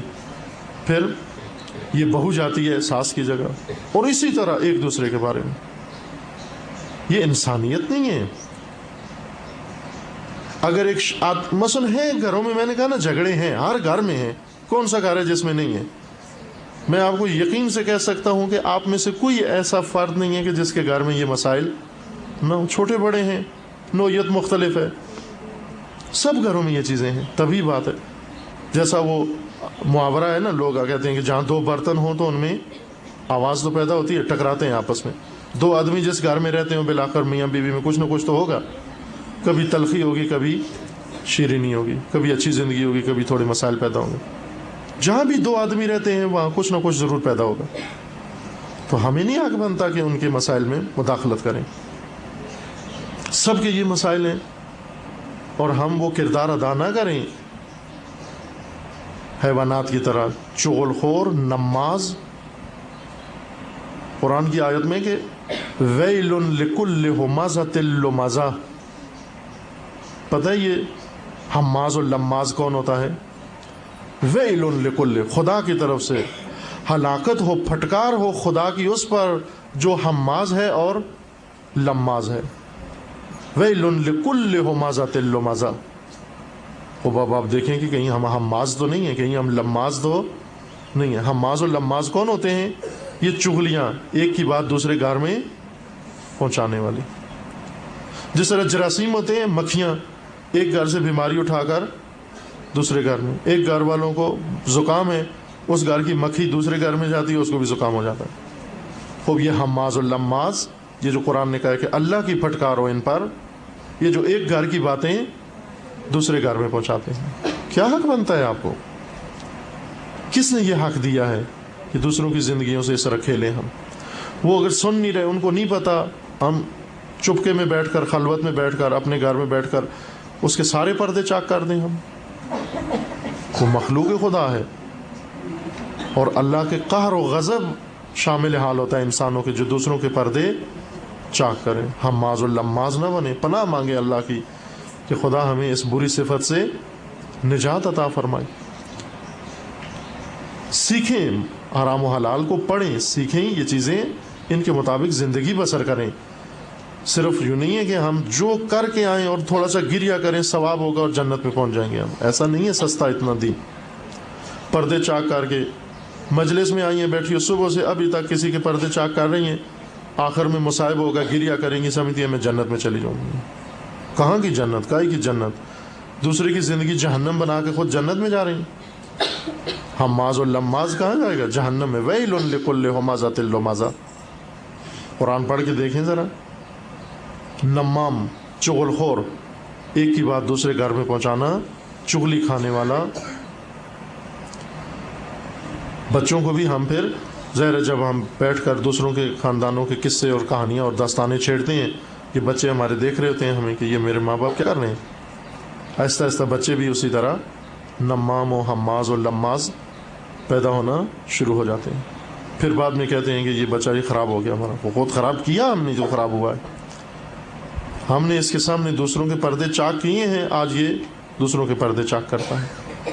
حتیٰ ایسے ہوتا ہے, یقین جان لیں, ایسے ہوتا ہے کہ بہت ساری اولادیں جو والدین کی نافرمان نکلتی ہیں, یہ والدین کو سزا ہوتی ہے ان اعمال کی جو ان والدین نے دوسروں کے حق میں کیا ہے. یہ طے ہے, جس ہاتھ دو گے اس ہاتھ لو گے. اگر کوئی بیٹا اپنے ماں باپ کی عزت نہیں کرتا, یہ یقین جان لے کہ اس کی اولاد اس کی عزت نہیں کرے گی. یہ قانون خدا ہے. اگر ہماری اولاد نافرمان ہے تو اس کا مطلب ہے ہم نے بھی نافرمانیاں کی ہیں. ایک بہو اگر ساس کی عزت نہیں کرتی تو یہ یقین جان لے کہ کل خود بھی ساس بنے گی اور اس سے برا حشر ہوگا اس کے ساتھ. یہ نہ کہے کہ میں ہمیشہ بہو رہوں گی, نہ, کل یہ پوسٹ تبدیل ہو جائے گی. یہ بچہ, یہ بیٹا یا بیٹی یہ نہ کہے کہ میں ہمیشہ بیٹی رہوں گی, کل کو ماں بھی بنوں گی. وہ آپ کی اولاد آپ کے ساتھ ایسے کرے گی. یوں نہ کہو کہ آج میں لذتیں لگا لگا کے دوسروں کی باتیں کر رہی ہوں, نہ, کل دوسرے ہماری باتوں کی بھی لذتیں اٹھائیں گے اور اس وقت ہمیں کتنا برا لگے گا کہ جب آپ کی زندگیوں کی داستانیں کھلی ہوئی سارے گھروں میں باتیں ہو رہی ہوں گی. اگر چاہتے ہیں کہ ہماری باتیں کوئی نہ کرے, اس کا طریقہ یہ ہے کہ ہم بھی کسی کے متعلق بات نہ کریں. اور بہت سخت ہے البتہ کہ ایک بات کوئی کر رہا ہو اس کو نہ سننا, یا ایک بات زبان پہ آئی ہوئی ہو اس کو کسی کے سامنے بیان نہ کرنا. کتنا سخت ہے. نہ کریں یہ باتیں. بس معرفت حاصل کریں, آگاہی حاصل کریں اپنی دینی فرائض سے, دینی احکام کے متعلق. اور پہلے جو غلطیاں کی ہیں اسی ماہ مبارک میں, آج سے ہی, کل رحلت حضرت خدیجہ کبریٰ ہے 10 رمضان المبارک میں. وہ ان بیویوں کا اسوہ مانیں, یہ ان کا ذکر کرنا. فقط حضرت خدیجہ کے لیے آنسو بہا لینا کافی نہیں ہے. دیکھیں حضرت خدیجہ نے کس طرح پاکیزہ زندگی بسر کی. کبھی سنا ہے کہ حضرت خدیجہ نے مثلا نمامی کی ہو, چغلی کھائی ہو؟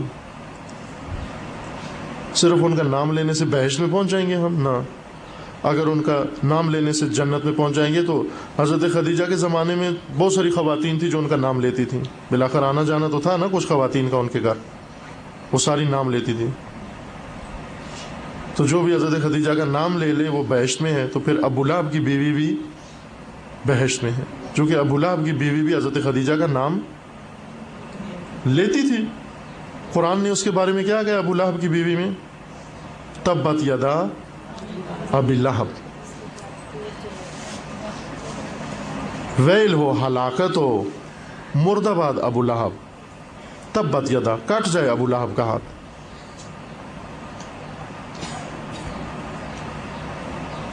وامرأتہ حمالۃ الحطب, اور اس کی بیوی جو لکڑیاں اٹھانے والی تھی. یعنی ابو لہب کی بیوی کا کام رسول اللہ کو اذیت کرنا تھا, تکلیف پہنچانا تھا. حمالۃ الحطب فی جیدہا حبل من مسد, یہ ایک عورت تھی, بدترین عورت قرآن نے ذکر کی ہے ابو لہب کی بیوی, جس کا کام دوسروں کو تکلیف پہنچانا تھا, دوسروں کی راہ میں کانٹے بچھانا. اب خود دیکھ لیں کہ آیا حضرت خدیجہ کو ماننے والی عمل کس کا کرے؟ عمل ابو لہب کی بیوی کا اور نام زبان پر حضرت خدیجہ کا. تو اس طرح تو انسان جنت میں نہیں جاتا. پہلے یہ دیکھو کہ میں نے کس کی زندگی میں کانٹے بچھائے ہیں. اگر نہیں بچھائیں شکر خدا کرو اور دعا کرو خدا سے کہ آئندہ بھی یہ کام نہ ہو، خدا مجھے اس دن زندہ نہ رکھے جس دن میں کسی کی زندگی میں کانٹے بچاؤں، کسی کی بنی ہوئی زندگی خراب کروں، کسی کے اچھے تعلقات میں خراب کر دوں۔ کانٹے نہ بچھائیں لوگوں کی زندگی میں۔ ابو لہب کی بیوی قرآن نے نمونے کے طور پر ذکر کی، ایک جہنمی عورت، بدترین عورت جو رسول اللہ کی راہ میں کانٹے بچھاتی تھی، اور ظاہر ہے اس کو حضرت خدیجہ کا نام پتہ تھا، بلاتی بھی تھی، نام بھی لیتی تھی، لیکن حضرت خدیجہ کا نام لینا زبان پر جاری کر دینے سے ابو لہب کی بیوی جنت نہیں جائے گی، جہنمی ہے۔ ہم یہ دیکھیں کہ ہماری زندگیاں کس سے ملتی جلتی ہیں، آیا ائمہ اطہار سے ہیں، ان بیویوں سے ملتی ہیں، یا ان کے دشمنوں سے ملتی ہیں؟ زبانوں کو نہیں دیکھا جائے گا کہ آپ کی زبان پر کن کے تذکرے ہیں۔ ممکن ہے ہماری زبانوں پر بہت اچھے لوگوں کا نام ہو، لیکن ہمارا عمل، جیسے وہ اس دن مثال یہی دی تھی نا کہ بغل میں چھری منہ میں رام رام، وہ رام رام کو نہیں دیکھا جائے گا، بغل کو دیکھا جائے گا کہ چھری بغل میں، یہ کیا ہے؟ سنا ہوا ہے نا یہ محاورہ، بغل میں چھری منہ میں رام رام۔ اب کس کو دیکھ کر ہمارے ساتھ برتاؤ کیا جائے گا، چھری کو یا رام رام کو؟ چھری کو دیکھا جائے گا۔ اب وہ ایک شخص تھا، فارسی میں ایک ضرب المثل ہے، محاورہ ہے، ایک شخص تھا کسی کا مرغ چرا کے لے جا رہا تھا، اس نے مرغ بغل کے نیچے چھپایا ہوا تھا، اوپر چادر ڈالی ہوئی تھی، اور مرغ کا دم باہر تھا، نظر آ رہا تھا، اور یہ بڑا مومن متقی بنا ہوا، انہوں نے کہا یہ ہمارا مرغ گم ہو گیا، کہاں ہے؟ اس نے قسمیں کھائیں کہ میرے پاس نہیں ہے، اللہ کی قسم کھائی، قرآن کی قسم کھائی، اہل بیت کی قسم کھائی کہ مرغ میرے پاس۔ تو اس نے کہا کہ میں تیری قسموں پہ جاؤں یا مرغ کی دم پہ جاؤں؟ یہ جو بغل کے نیچے سے تیری مرغ کا دم صاف نظر آ رہا ہے تیرا، اور تیری زبان پر اللہ کا نام ہے، قرآن کا نام ہے، اہل بیت کا نام، تو میں تیری زبان پہ جاؤں یا مرغ کی دم پہ جاؤں؟ میں کس کو مانوں؟ تو ہم سے بھی قسمیں ہماری نہیں سنی جائیں گی، مرغ کا دم دیکھا جائے گا۔ تو ایسا نہ ہو کہ ہماری بغل میں بھی چوری کا مرغ و دم نظر آ رہا ہو اور ہم کہیں کہ بس ہم تو اللہ والے ہیں، اور ہم تو اہل بیت والے ہیں، اور ہم تو فلاں والے ہیں۔ اور دم کدھر ہے پھر؟ یہ دم کس کا ہے؟ یہ سمجھ گئے نا محاورہ کا مطلب ہے؟ آپ نہیں کہ صرف اس کو مرغ سے ہی مخصوص سمجھیں، ہر چیز مرغ ہے، جو چیز بھی ہم نے کسی کی اٹھا لی ہے وہ نظر آ رہی ہے، چلے اس مالک کو نظر نہیں آ رہی لیکن خدا کو نظر آ رہی ہے۔ اب خدا ہمارے آنسوؤں پہ جائے یا ان چیزوں کو دیکھے گا جو ہم اٹھا کے لے جا رہے ہیں؟ وہ مرغ کی دم خدا دیکھے گا، نہ کہ ہماری زبان دیکھے گا۔ دوسروں کی زندگیوں میں نہ جھانکیں، یہ بہت بڑا گناہ ہے۔ دوسروں کی زندگیوں میں کوئی دلچسپی نہ لیں، یعنی استغفار کریں کہ خدا سے ان راتوں میں ماہ رمضان میں دعا مانگیں کہ خداوندہ یہ بری صفت میرے دل سے دور کر دے، کہ یہ جو مجھے عادت بن گئی ہے، میری دلچسپی ہے دوسروں کی زندگیوں میں جھانکنا، یہ بری صفت مجھ سے دور کر دے اور میری دلچسپی ختم کر دے، دوسروں کی زندگیوں میں بیزار کر دے مجھے اس طرح سے کہ میں دوسروں کی زندگیوں میں کوئی دلچسپی نہ لوں، دوسروں کے لیے کانٹے نہ بچھاؤں۔ اگر کیے ہوئے ہیں سابقہ کہ بسا اوقات غفلت میں کر بیٹھتا ہے انسان کچھ نہ کچھ، اس پر توبہ کریں اور آئندہ کے لیے عہد کریں کہ انشاءاللہ اس کی طرف دوبارہ نہیں لوٹ۔ غلطی ہوتی ہے، بالآخر سب سے ہوتی ہے، غیر معصوم جو بھی ہو اس سے غلطی ہو جاتی ہے، ہم معصوم تو نہیں ہیں۔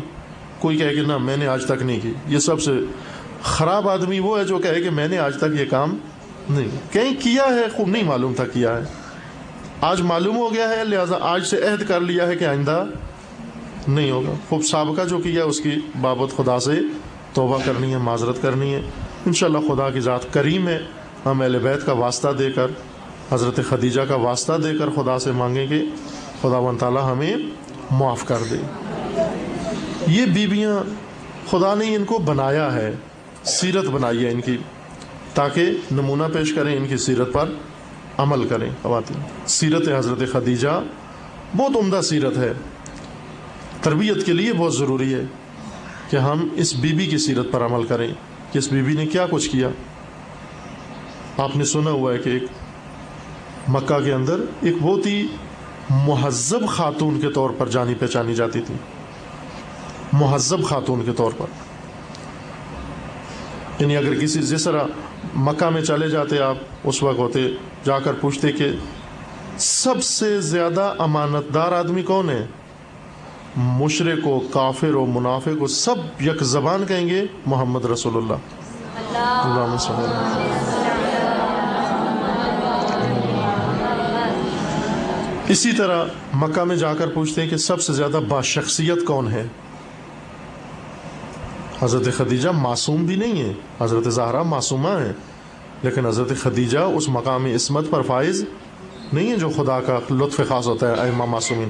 ہم کہتے ہیں 14 معصومین میں حضرت خدیجہ کا نام نہیں آتا، باوجود اس کے کہ 14 معصومین میں حضرت خدیجہ کا نام نہیں آتا، لیکن پھر بھی آپ پوری زندگی حضرت خدیجہ کی پڑھیں، اس میں کہیں بھی آپ کو عیب اور نقص نظر نہیں آئے. یہ بی بی یعنی جب رسول اللہ سے ابھی شادی بھی نہیں ہوئی تھی اس وقت بھی بہت مہذب خاتون تھی. یعنی مکہ میں جب بھی خواتین میں کہ کون سی مہذب اور تربیت یافتہ اور تہذیب یافتہ خاتون ہے، حضرت خدیجہ کا نام سر فہرست. یعنی باشخصیت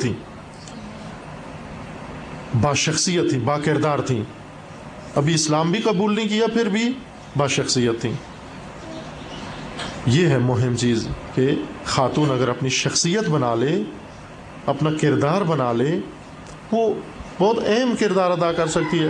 حضرت خدیجہ نے بہت اہم رول ادا کیا ہے تاریخ اسلام میں. حضرت ابو طالب اور حضرت خدیجہ نے دونوں نے تاریخ اسلام میں بہت اہم دونوں کا کردار ہے. یہ کردار ایسے نہیں بن گیا، یہ کردار بنانے سے بنا ہے. یہ کردار انہوں نے اپنی شخصیت کی تربیت کی، بنایا اس طرح سے کہ رسول اللہ جیسی زندگی جب حضرت خدیجہ کی رحلت ہوئی تو رسول اللہ نے فرمایا کہ اب مجھے احساس ہوتا ہے کہ میں تنہا ہو گیا ہوں. یعنی احساس تنہائی. صرف ایک زوجہ نہیں تھی بلکہ ایک ساتھی، ایک معاون.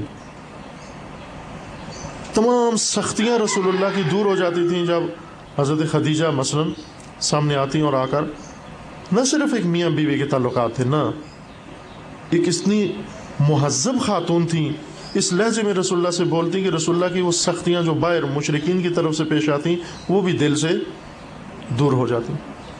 اور یہ سیکھیں ہم. شوہر گھر سے آیا ہے، مل سے آیا ہے، دفتر سے آیا ہے، دکان سے آیا ہے، تھکا ہوا آیا ہے، آتے ہی گھر میں ابھی اس نے قدم ہی رکھا ہے وہ اس کو سامنے شروع کر دی، بچوں نے یہ کیا ہے، تیری ماں نے یہ کیا ہے، تیری بہن نے یہ کیا ہے، تو کوئی انسان ہے، تو نے یہ کیا کر دیا. پہلے دیکھیں وہ باہر سے تھکا ہوا آیا ہے، اس کو پانی دیں، اس کو سلام کریں، اس کو بٹھائیں، اس کے پہلے دیکھیں کہ وہ خود کسی مسئلے میں تو پریشان نہیں ہے، نہیں کہ آپ گھر کے مسائل بھی اس کے سامنے کھول کے رکھ دیں. خوب یہ سیکھیں. حضرت خدیجہ یوں نہیں تھی کہ رسول اللہ باہر سے تھکے ہوئے خستہ مشرکین کے پتھر جھیل کر جب گھر میں آتے تو حضرت خدیجہ کہیں کہ گھر میں تو کھانے کے لیے کچھ نہیں ہے، آپ بھی اتنی دیر سے آئے ہیں، آپ اتنے لیٹ آئے ہیں، آپ فلاں کر لیا ہے، یعنی اور زیادہ رسول اللہ کی خستگی میں اور تھکاوٹ میں اضافہ کرتے. نہ، تاریخ میں ہے کہ رسول اللہ کو اپنی خستگی بھول جاتی تھی جب اپنے گھر میں آتے تھے. اس طرح سے حضرت خدیجہ نے گھر کا ماحول بنایا ہوا تھا. سختیوں میں ساتھ رہیں، اپنا سب کچھ قربان کر دیا حضرت خدیجہ نے. نہ کہ لالچ تھی حضرت خدیجہ کو کہ میں آؤں گی اور مجھے مثلا حویلی ملے گی اور چوڑیاں ملیں گی اور فلاں ملے گا. نہ، مالدار خاتون تھیں، اور یہ مالدار خاتون جب اسلام قبول کیا رسول اللہ کے ساتھ آئی، چند سالوں کے اندر سارا مال اسلام کی راہ میں قربان کر دیا، سارا مال قربان کر دیا. حتیٰ یہی مالدار خاتون شیب ابو طالب میں جہاں فوت ہوئی ہیں، جہاں قبر بھی ہے ابھی ان کی، انشاءاللہ خدا زیارت نصیب کرے آپ سب کو، وہاں پر یہ حالت ہوگی کہ کھانا پینا بائیکاٹ تھا، محاصرہ ہو گیا. اب یہی مالدار خاتون جو ہم کہتے ہیں کہ بہت مالدار خاتون تھیں، دیکھیں ان کے پاس کھانے کے لیے کچھ بھی نہیں تھا. حتیٰ اس حد تک تھا کہ بعض تاریخوں میں لکھا ہوا ہے کہ یہ وہاں درختوں کی جڑیں چوستے تھے یہ سب مسلمان رسول اللہ کے ساتھ جو شیب ابی طالب میں جن کو محاصرہ کر دیا گیا تھا، ان میں حضرت خدیجہ بھی تھی. جڑیں چوس چوس کر یہ نہ کہ کھاتے تھے، اصل کھانے کے لیے بھی کچھ نہیں تھا، درختوں کی جڑیں نکال کر ان کو چوستے تھے کہ تھوڑی بہت رطوبت ان میں موجود ہوتی ہے. اس طرح سے قربانیاں دی ان لوگوں نے. اور خدا نے ہمیں کہا کہ ان کی سیرت پر چلو. انشاءاللہ خداوند تبارک و تعالیٰ تمام ہماری مومنات کو، خواتین کو، ہماری ماؤں بہنوں کو، ہماری بیٹیوں کو، سب کو حضرت خدیجہ کی سیرت پر چلنے کی توفیق عطا فرمائے انشاءاللہ، اور یہ کردار اپنانے کی توفیق عطا فرمائے انشاءاللہ. اور کوئی ہماری ماؤں بہنوں بیٹیوں سے جو جہالت اور نادانی کی وجہ سے جو غلطیاں ہو چکی ہیں، خداوند تبارک و تعالیٰ ان ساری غلطیوں کو معاف فرمائے انشاءاللہ، اور ان کو آئندہ انشاءاللہ علم عطا کرے، نور عطا کرے، بصیرت و معرفت دین انشاءاللہ عطا کرے، اور توقع نہ ہو کہ انشاءاللہ کسی کے بارے میں ہم کوئی ایسی بات سنیں.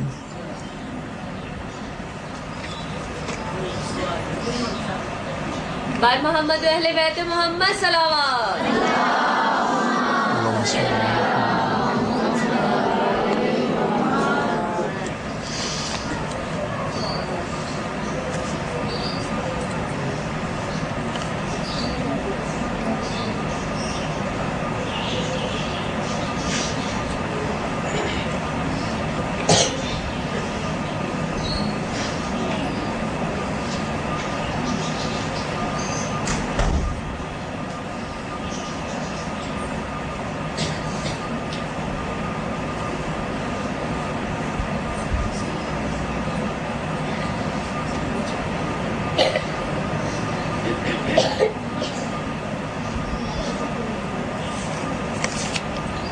اب یہ وہی مسئلہ ہے جو عرض کیا تھا. انہوں نے لکھا ہے کہ میں اور میری والدہ زیارات پر گئیں اور شاہ عبدالعظیم کی زیارت نامہ ساتھ لے آئیں.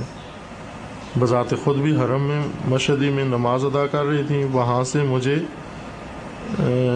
صف سے ایک خاک شفا کی تسبیح اور ساتھ ایک انگوٹھی جس پر الحجت للہ لکھا تھا. میں نے یہ سمجھا کہ شاید یہ میرے لیے تبرک یا تحفہ ہے، وہ ساتھ لے آئی. وہاں معلوم نہیں یہ کیا لکھا ہوا ہے، کچرا یا گجرا لکھا ہوا ہے کہ کیا. سٹینڈ پر سجدگاہ رکھے ہوئے تھے. وہاں نماز کے کچھ حصے بکھرے ہوئے پڑے تھے، تعقیبات نماز کے بکھرے ہوئے تھے، یعنی جس کو شہید ہو گئی تھیں وہ اکٹھے کر لیے کہ یہ ضائع نہ ہو جائیں. وہ میں ساتھ لے آئی، اس کو جوڑ کر نماز میں پڑھتی ہیں. اس کے متعلق بتائیں. اب دیکھیں یہی چیزیں کہ مقدس چیزیں ہیں، لیکن بالآخر انگوٹھی تو کسی کی گم ہوئی ہے، حرم ہے، کوئی مومن بیٹھا ہوگا، مومنہ بیٹھی ہوگی، اس کی گر گئی وہاں پر، تو ہم نہ کہیں کہ یہ خدا نے مجھے تحفہ دیا ہے، میں آئی ہوں زیارت کے لیے، میری زیارت کی قبولی کی علامت یہ ہے کہ سونے کی انگوٹھی مجھے زیارت میں خدا نے دی ہے. نا پھر تو چوروں کو زیادہ خدا نے تحفے دیے. یہ کسی کا مال ہے، گر گیا ہے اس کا، وہاں امانت کا دفتر ہے، یہ امانت اٹھا کر وہاں دفتر میں پہنچا دے. گمشدہ اشیاء کا زیارات میں اگر جائیں، گمشدہ اشیاء کا شعبہ ہے، وہ اس لیے بنایا گیا ہے کہ خوب گم ہو جاتی ہیں چیزیں. آپ سے بھی کوئی چیز گم ہو سکتی ہے. بالآخر لوگ زیارت میں مشغول ہوتے ہیں، کوئی چیز بھول گئے، کوئی چیز کھو گئی، کوئی چیز اتر گئی ہاتھ سے، وہ آپ اٹھا کر گمشدہ امانات کے شعبے کو سپرد کر دیں. وہاں پر وہ پھر لکھ دیتے ہیں، وہاں پر لوگ جا کر رجوع کرتے ہیں. زیارات میں حرم میں جو چیز گم ہوتی ہے، لوگ جہاں گم ہوئی ہے وہاں نہیں آتے، وہ گمشدہ اشیاء کے شعبے میں جاتے ہیں کہ یہاں پہنچا دی گئی ہوگی، مومنین نے یہاں پہنچا دی گئی ہوگی. اسی طرح وہاں موجود کتابیں، قرآن، مفاتی، یہ وقف ہیں وہاں کے لیے، سجدگاہیں وقف ہیں وہاں کے لیے. ان کو واپس پلٹانا وہیں پر لازم ہے. یہ تبرکات نہیں ہے آپ کے لیے، یہ موقوفات ہیں، ان میں تصرف کرنا حرام ہے. تبرک جس سے آپ کی زندگی میں برکت آئے، نہ کہ جس سے حرمت آئے زندگی میں، جس سے ہمیں غلط کام کر رہے ہیں. آپ مثلا جائیں، فرض کریں کہ اگر رسول اللہ کے جوتے کتنے متبرک تھے، اگر روز ایک جوتا ایک آدمی تبرک سمجھ پر اٹھا کر لے جاتا، اور روز آپ مثلا حضرت سیدہ کے گھر میں جائیں، حضرت خدیجہ کے گھر میں جائیں، اور روز ایک جوتا حضرت خدیجہ کا تبرک سمجھ کر اٹھا کر لے جائیں، تو تبرک نہیں ہے، راضی نہیں ہے وہ، جب تو نہ لے کے جائیں. حرم معصوم میں جو چیز ہے وہ لوگوں کی ہے، عام لوگ آتے ہیں، زائرین، ان کی ہیں یہ چیزیں. اگر وہاں چادر پڑی ہوئی ملی ہے، کسی کی اتری ہوگی، انگوٹھی ملی ہے، کسی کی ہوگی، تسبیح ہے، کسی کی ہوگی. سجدگاہیں وہاں پر اگر وقف ہیں، کہ اکثر سجدگاہیں یہی ہوتی ہیں، لوگ خرید کر وہاں رکھتے ہیں کہ یہاں پر صرف ان پر نماز پڑھی جائے. ان سجدگاہوں کو ہم وہاں سے خارج نہیں کر سکتے، نماز سے خارج نہیں کر سکتے، مسجد سے خارج نہیں کر سکتے. کوئی جانے والا ہو اگر تو آپ اس کو دے دیں یہ ساری چیزیں کہ یہ واپس وہاں پہنچائے. وہ انگوٹھی گمشدہ اشیاء کا شعبے میں وہاں پہنچا دے, مشہد میں یا جہاں بھی ہے, اور جس حرم سے تسبیح یا سجدگاہ اٹھائی ہے وہ پہنچا دیں, یا کسی بھی حرم میں پہنچا دیں. اگر وہاں نہیں پہنچا سکتی, یہیں اپنے علاقے کی مسجد میں جا کر رکھ دیں اس کو. آغا صاحب قوالی سنا برا کام تو نہیں؟ قوالی میں چونکہ زیادہ جو دلچسپی کی چیز ہوتی ہے وہ موسیقی ہوتی ہے اس کی, ورنہ وہی شعر جو قوالی کا ہے وہ کوئی ایسے ہی پڑھ کر سنائے. مثلا قوال جو شعر پڑھتے ہیں, میں اگر آپ کو پڑھ کر سناؤں آپ میں سے کسی کو پسند نہیں آئے گا, لیکن جب صاحب طبلہ باج رہا ہو, جب صاحب ہارمونیم باج رہا ہو, جب صاحب وہ سارا پورا گروہ مل کر تالیاں بجا رہا ہو, پھر ہمیں بہت لذت محسوس ہوتی ہے. بس معلوم ہوا کہ ہمیں شعر نہیں پسند ہے بلکہ ہمیں موسیقی پسند ہے. تو موسیقی سننا درست نہیں ہے, جائز نہیں ہے. اب کہنے کو تو ہم کہتے ہیں کہ ہم شعر کی وجہ سے سنتے ہیں, لیکن یہی شعر اگر ایسے کوئی سنا دے تو سننے کے لیے تیار نہیں ہے, سروں کے لیے سنتے ہیں. یہ ذاکر ہمارے جو قصیدے مرثیہ نوع پڑھتے ہیں, ان میں بھی سروں سے زیادہ ہمیں دلچسپی ہوتی ہے. اگر یہی مرثیہ سر میں نہ سنائیں, ایسے ہی سنا دیں. ابھی بعض ذاکر ہیں بہت معروف ہیں, وہ پڑھے تو سب جمع ہو جاتے ہیں, اکٹھے ہو جاتے ہیں, اور ہم یہ کہتے ہیں کہ ہمیں اہل بیت کے قصیدے سے دلچسپی ہے. نہ, ہمیں اس ذاکر کی آواز سے دلچسپی ہے. یہ قصیدہ نہ پڑھے, ایسے ہی کوئی غزل بھی گائے تو بھی سنیں گے ہم. بہانہ صرف یہ ہے کہ ہمیں قصیدہ پسند ہے, نا سر پسند ہے. چونکہ اگر بغیر سر کے کوئی پڑھے تو ہم اس کو سننے کے لیے تیار نہیں. اگر اہل بیت کے فضائل پسند ہیں تو پھر سر میں پڑھیں یا سر کے بغیر پڑھے, پسند ہونے چاہیے, جھومنا چاہیے, پھر نعرے لگانے چاہیے. حالانکہ سر پہ نعرے لگاتے ہیں, بغیر سر کے پڑھے اس پہ نعرہ نہیں لگاتے. روتے بھی ایسے ہی ہیں, سر میں پڑھے تو روتے ہیں, آنسو نکلتا ہے. سر کے بغیر کہہ دے کتنا ظلم ہوا اہل بیت پر, کوئی آنسو نہیں نکلتا. بس اس کا مطلب یہ ہے کہ سریں رلاتی ہیں ہمیں, اہل بیت کا غم نہیں رو. جیسے کل کہا تھا نا کہ بعض اہل بیت کو نہیں روتے, اپنے آپ کو روتے ہیں. میں ایک جگہ پاکستان کے ایک شہر میں گیا تو وہاں ایک مومن نے کہا کہ مجھے صرف 2 آدمی رلا سکتے ہیں. اب یہ بہت عبرت کی بات ہے, یہ ایک شیعہ مومن یہ بات مجھ سے کر رہا ہے, ابھی بھی موجود ہے, زندہ ہے. وہ کہا کہ صرف 2 آدمی مجھے رلا سکتے ہیں. ایک ذاکر کا نام پڑا کہ وہ بہت ہی, کہا کہ ان کی آواز حزین ہے, اور ایک انڈیا کی ایک گلوکارہ کا نام لیا کہ وہ جب گانا گاتی ہیں مجھے بہت رونا آتا ہے. وہ مجھے بھی کہہ رہا تھا کہ آپ بھی سنو تو آپ کو بھی رونا آئے گا. نام بھی لیا اس نے, اب میں یا نام لینا اس کا مناسب نہیں سمجھتا. کہا کہ یہ دونوں جب پڑھتے ہیں مجھے بہت رونا, لیکن اس کے علاوہ کسی بات پر رونا نہیں. اب کتنی عورتیں دیکھی ہوئی گانے سن کر بھی رو رہی ہوتی ہیں, بڑے دکھیا گانے ہوتے ہیں. بس یہ مرثیے پر نہیں رو رہی ہوتی, یا امام حسین علیہ السلام کے لیے نہیں رو رہی ہوتی, یہ سروں پر رو. بعض سریں ہوتی ہیں ایسی دکھیا سریں ہوتی ہیں, انسان پر حزن طاری ہو جاتا ہے.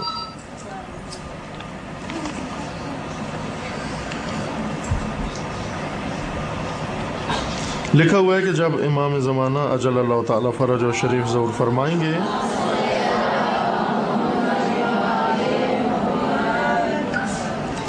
تو تمام لوگ سجدے میں گر جائیں گے. وہ کون سی آیت پڑھیں گے؟ دیکھیں یہ چیزیں کہ امام جب آئیں گے ظہور کیسے ہوگا, اس میں بھی مطالعہ کریں, معرفت حاصل کریں علماء سے, کتابوں سے جو مستند طریقے ہیں.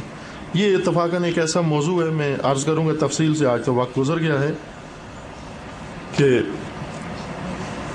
بہت سارے ایسے نظریے, بہت سارے ایسے کام امام زمانہ کے نام پر شروع ہیں یا بعض لوگ کر رہے ہیں جو سرے سے ان کی کوئی اجازت نہیں ہے, سرے سے وہ درست نہیں ہے اصل بنیاد سے. وہ چیزیں امام زمانہ جب ظہور کریں گے وہ اس کی علامتیں مخصوص ہیں, لیکن ہمیں ان علامتوں سے ہٹ کر اپنے فرائض کو دیکھنا چاہیے کہ اب جب کہ غیبت میں ہیں ہمارے فرائض کیا ہیں, جب ظہور کریں گے تو ہمارے فرائض کیا ہوں گے. نہیں یہ کہ علامتیں کیا ہوں گی, علامتیں جو ہوں گی وہ ہمارے اختیار میں نہیں ہیں, خود ظاہر ہو جائیں گی علامتیں جن کو ظاہر ہونا ہے.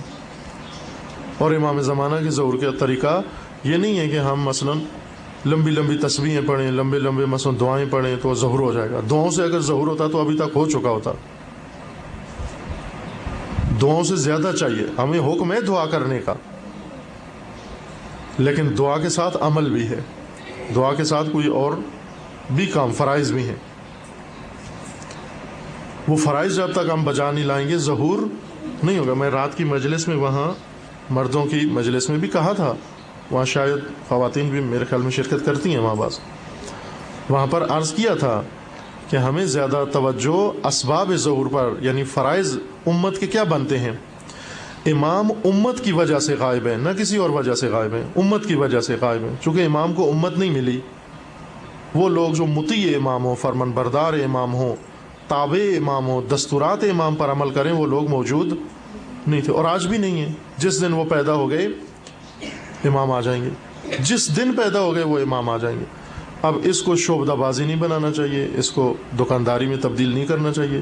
بعض لوگ نام امام کا لیتے ہیں لیکن اپنے گرد لوگوں کو جمع کرتے ہیں. ملاقات امام کے دعوے کرنا، خود امام کی اپنی حدیث ہے کہ جو بھی میری غیبت کبریٰ کے زمانے میں میری ملاقات کا دعویٰ کرے وہ جھوٹا ہے، اس کو جھٹلاؤ. سب سے بڑا کذاب وہ ہے جو غیبت کبریٰ کے زمانے میں میری ملاقات کا دعویٰ کرے. بہار الانوار میں حدیث ہے امام کی. جو بھی میرے ظہور کا وقت تعین کرے اس کو جھٹلاؤ. لعن الوقاتون، امام کے ظہور کا یہ امام مختلف ائمہ سے منقول ہے یہ روایت کہ لعن الوقاتون، الوقاتون ملعونون. جو امام کے ظہور کا وقت معین کرتا ہے کہ فلاں دن فلاں وقت ہوگا، وہ ملعون انسان ہے. وہ اگر ہم آج کل گھروں میں نا کافی جگہ پہ یہ مسلے بچھائے ہوئے مخصوصاً عبادت ہوتی ہے اور یہ امام زمانہ کے نام سے عبادت ہوتی ہے، اسپیشلی کہ صرف نا اس میں اس محفل میں صرف امام زمانہ کا ذکر ہو، وہ جلدی ہیں. خوب دیکھیں، جو ہمیں حکم ہے وہ عرض کر دیا ہے کہ آپ دعا کریں، امام زمانہ کے لیے ہمیشہ دعا کرتے رہیں، نماز کے بعد دعا کریں، جب فرصت ملے دعا کریں. یعنی ایک موضوع جو دعا کے لیے وہ یہ ہے. لیکن یہ ایک دعا ہے، یوں نہیں کہ دعا کر کے فرائض نہیں بنتے. اب خود سے ایک پورا مسئلے کو مذہب جال کر دینا اور اس کے لیے مصلے بٹھا دینا اور مسلسل ایک آدمی بیٹھا رہے نا، یہ اپنی من گھڑت چیزیں ہیں ہماری. کسی معصوم نے حکم نہیں دیا، کسی نے نہیں کیا یہ کام. بڑے بڑے علماء، مراجع، مجتہدین موجود ہیں، آپ ان سے رجوع کریں. نہیں ہے کہ جو بھی میں اٹھ کے آپ کو کہوں کہ امام زمانہ نے کہا ہے کہ مثلا سارا دن لوگوں کو مثلا حلوے پکا پکا کے دیتے رہیں، وہ آپ بھی شروع ہو جائیں کہ امام اس طرح سے آئیں گے. میں سارا دن کہوں کہ آپ یہ کام کرتے رہیں، نہ، ایسی من گھڑت چیزیں نہیں بنائیں. من گھڑت مذہب نہ قبول کریں، ائمہ کا مذہب قبول کریں، اہل بیت کا مذہب قبول کریں. نہیں ہے کہ جو بھی آ کر ہمیں جس راہ پہ ڈال دے اسی پہ ڈال جائیں، ہم چلے جائیں. ہم پہلے یہ دیکھیں یہ کون ہے، یہ کیوں کر رہا ہے یہ کام. دکان بازی نہیں ہے، دکانداری نہیں ہے، مذہب ہے. اس کو میں تفصیل سے بیان کروں گا، ابھی وقت نہیں ہے اس موضوع کو.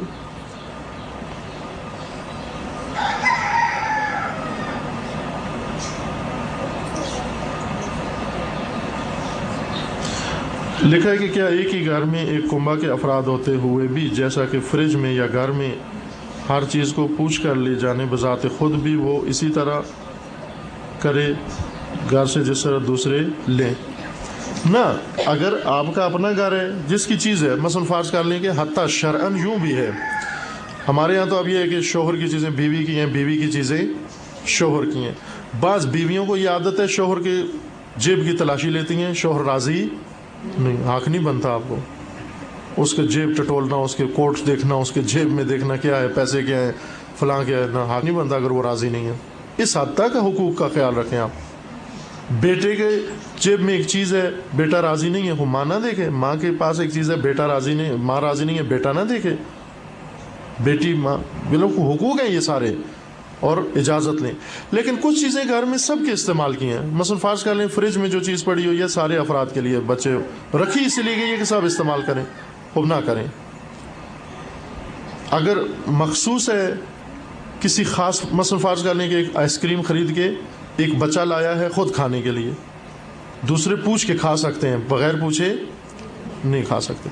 لیکن اگر والد خرید کے لائے ہیں سب کے کھانے کے لیے تو وہ بھی اپنا حصہ کھا سکتا ہے، دوسروں کا حصہ نہیں کھا سکتا. یہ نہیں کہ ابھی دوسرے نہیں ہیں، لیٹ آئیں گے اسکول سے اور میں پہلے پہنچا ہوں لہذا سب کا حصہ چاٹ جاؤں میں. حق نہیں بنتا، یہ بھی حرام ہے کھانا. اپنا حصہ صرف کر، دوسروں کا حصہ کھانا ہے اجازت لو پہلے ان سے. لہذا جو چیز سب کے لیے ہے اس میں آپ اپنا حصہ کھا سکتے ہیں. جو چیز مخصوص ہے کسی کے لیے وہ آپ ہاتھ نہیں لگا سکتے. خوب بچوں کی تربیت اس طرح کریں گے تو ایسے بعد میں یہ خیال رکھیں گے, ورنہ ایک بچہ اس کے لیے جو دیکھتا ہے کھا جاتا ہے, بہن بھائیوں کا حق کھا جاتا ہے, یہ تو بعد میں دیکھیں اہل بیت کا حق بھی کھا جائے گا.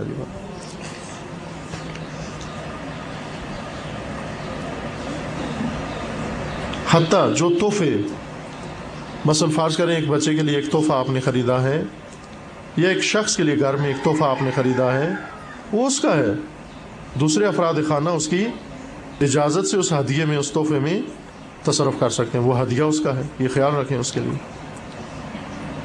جو نہیں ہے کہ ہم ایک ہدیہ لائیں کسی کے لیے اور وہ عموماً پسند دوسروں کو آ جاتا ہے, لاتے کسی اور کے لیے, پسند کسی اور کو آ جاتا ہے. خوب اجازت لیں, اگر وہ راضی ہے اس سے لے لیں, راضی نہیں ہے ہاتھ نہیں لگا سکتے اس کو. اسی طرح آپ بھی محفوظ رہیں گے جب آپ دوسروں کی چیزیں اجازت لے کر حاصل کریں گے, وہ بھی پھر آپ کی چیزیں اجازت لے کر استعمال کریں گے.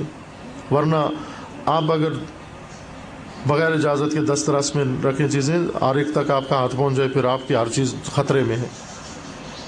یعنی جو بیویاں شوہر کے جیب ٹٹولتی ہیں, پھر شوہر بھی ان کی جیب ٹٹولتے ہیں, ان کو بھی پتہ ہوتا ہے کہ یہ کیا کرتی ہیں, وہ بھی پرس کھول کے دیکھتے ہیں کہ اس میں کیا پڑا ہوا ہے. آپ یوں نہ سمجھو کہ میں بہت چالاک ہوں اور میں دیکھ لیتی ہوں, لیکن میرے میاں کو تو اصلاً وہ تو, اب بعض بیویاں ہیں ان کا یہ خیال ہوتا ہے کہ یہ تو میاں نہیں ہے, اللہ میاں کی گائے ہے. نہ, وہ اس نے گائے بنایا ہوا ہے اپنے آپ کو, حقیقتاً گائے نہیں ہے, وہ صرف دھوکے میں رکھا ہوا ہے. وہ آپ یہ سمجھتی ہیں کہ اس کو کوئی خبر نہیں ہے اور میں ساری چیزیں ٹٹول لیتی ہوں. نہ, وہ بھی ٹٹول لیتا ہے ساری چیزیں. اس طرح نہیں ہونا چاہیے روابط. بھلے یا تو اجازت دے دو, شوہر کہہ دے کہ میری ہر چیز آپ دیکھ سکتی ہیں, یا بیوی بھی کہہ دے بھلے میرا پرس آپ کھول سکتے ہیں, ٹھیک ہے, اس صورت میں حق ہے دونوں کو, جیسا کہ عموماً ہوتا ہے گھروں میں, اجازت ہوتی ہے. لیکن اگر ایک جگہ نہیں پسند, ایک شوہر کو نہیں پسند کہ آپ ان کی خصوصی چیزوں کو ہاتھ لگائیں, نہ لگائیں آپ. لیکن ہمارے کلچر میں تھوڑی سی عجیب لگتی ہے یہ بات, چونکہ یہ تو واجبات میں سے ہیں, یہ تو اس کے بغیر تو ہماری زندگی رات نیند ہی نہیں آئے گی جب تک یہ کام نہیں کریں گے. کلچر کو چھوڑیں, دین کے مسائل کو پڑھیں, چونکہ جنت و جہنم کلچر سے اور رسومات سے نہیں ملتی بلکہ دین سے ہوگی. انشاءاللہ خداوند ہمیں اس دین کو سمجھنے کی توفیق عطا فرمائے اور عمل کرنے کی بھی انشاءاللہ توفیق عطا فرمائے انشاءاللہ. اللہم بحق اسمک العظیم العظم العز الاجل الاکرم, یا اللہ یا اللہ یا اللہ یا اللہ یا اللہ یا اللہ یا اللہ یا اللہ یا اللہ یا اللہ. خداوند بحق محمد و آل محمد, اس ماہ عبادت میں, ماہ قیام و صیام میں تمام مومنین و مومنات کے اعمال صالحہ کو قبول فرما, تمام مومنین و مومنات کا اعمال صالحہ کی مزید توفیق عطا فرما, ان کے اعمال صالحہ میں خلوص و اخلاص عطا فرما, اس خلوص و اخلاص کو اپنی بارگاہ میں قبول فرما. خداوند بحق محمد و آل محمد, جو مومنین اس دنیا سے رحلت کر گئے انہیں جوار رحمت میں مقام نصیب فرما, اس خاندان سے جو مرحوم رحلت کر گئے انہیں جوار رحمت میں مقام نصیب فرما. خداوند بحق محمد و آل محمد, جو مریض ہیں انہیں شفاء کاملہ نصیب فرما, جنہوں نے التماس دعا کیا پروردگارہ ان کی تمام دعاؤں کو مستجاب فرما. خداوند جو بے روزگار ہیں انہیں رزق حلال نصیب فرما, جو مقروض ہیں اپنے خزائن غیبیہ سے ان کے قرض ادا فرما, جو بے اولاد ہیں انہیں نیک اور صالح اولاد نصیب فرما, جو صاحب اولاد ہیں ان کی اولاد کو نیک اور صالح بنا. ہمیں قرآن و اطرت کی تعلیمات کو سمجھنے کی توفیق عطا فرما, ان تعلیمات پر عمل کرنے کی توفیق عطا فرما. خداوند بحق محمد و آل محمد, اس وقت عالم اسلام پر ظلم و ستم اور اے پروردگارہ تمام مسلمین کو اس ظلم و ستم سے محفوظ فرما. عزاداران سید الشہداء علیہ السلام کو اپنے سایہ حفظ و امان میں محفوظ فرما.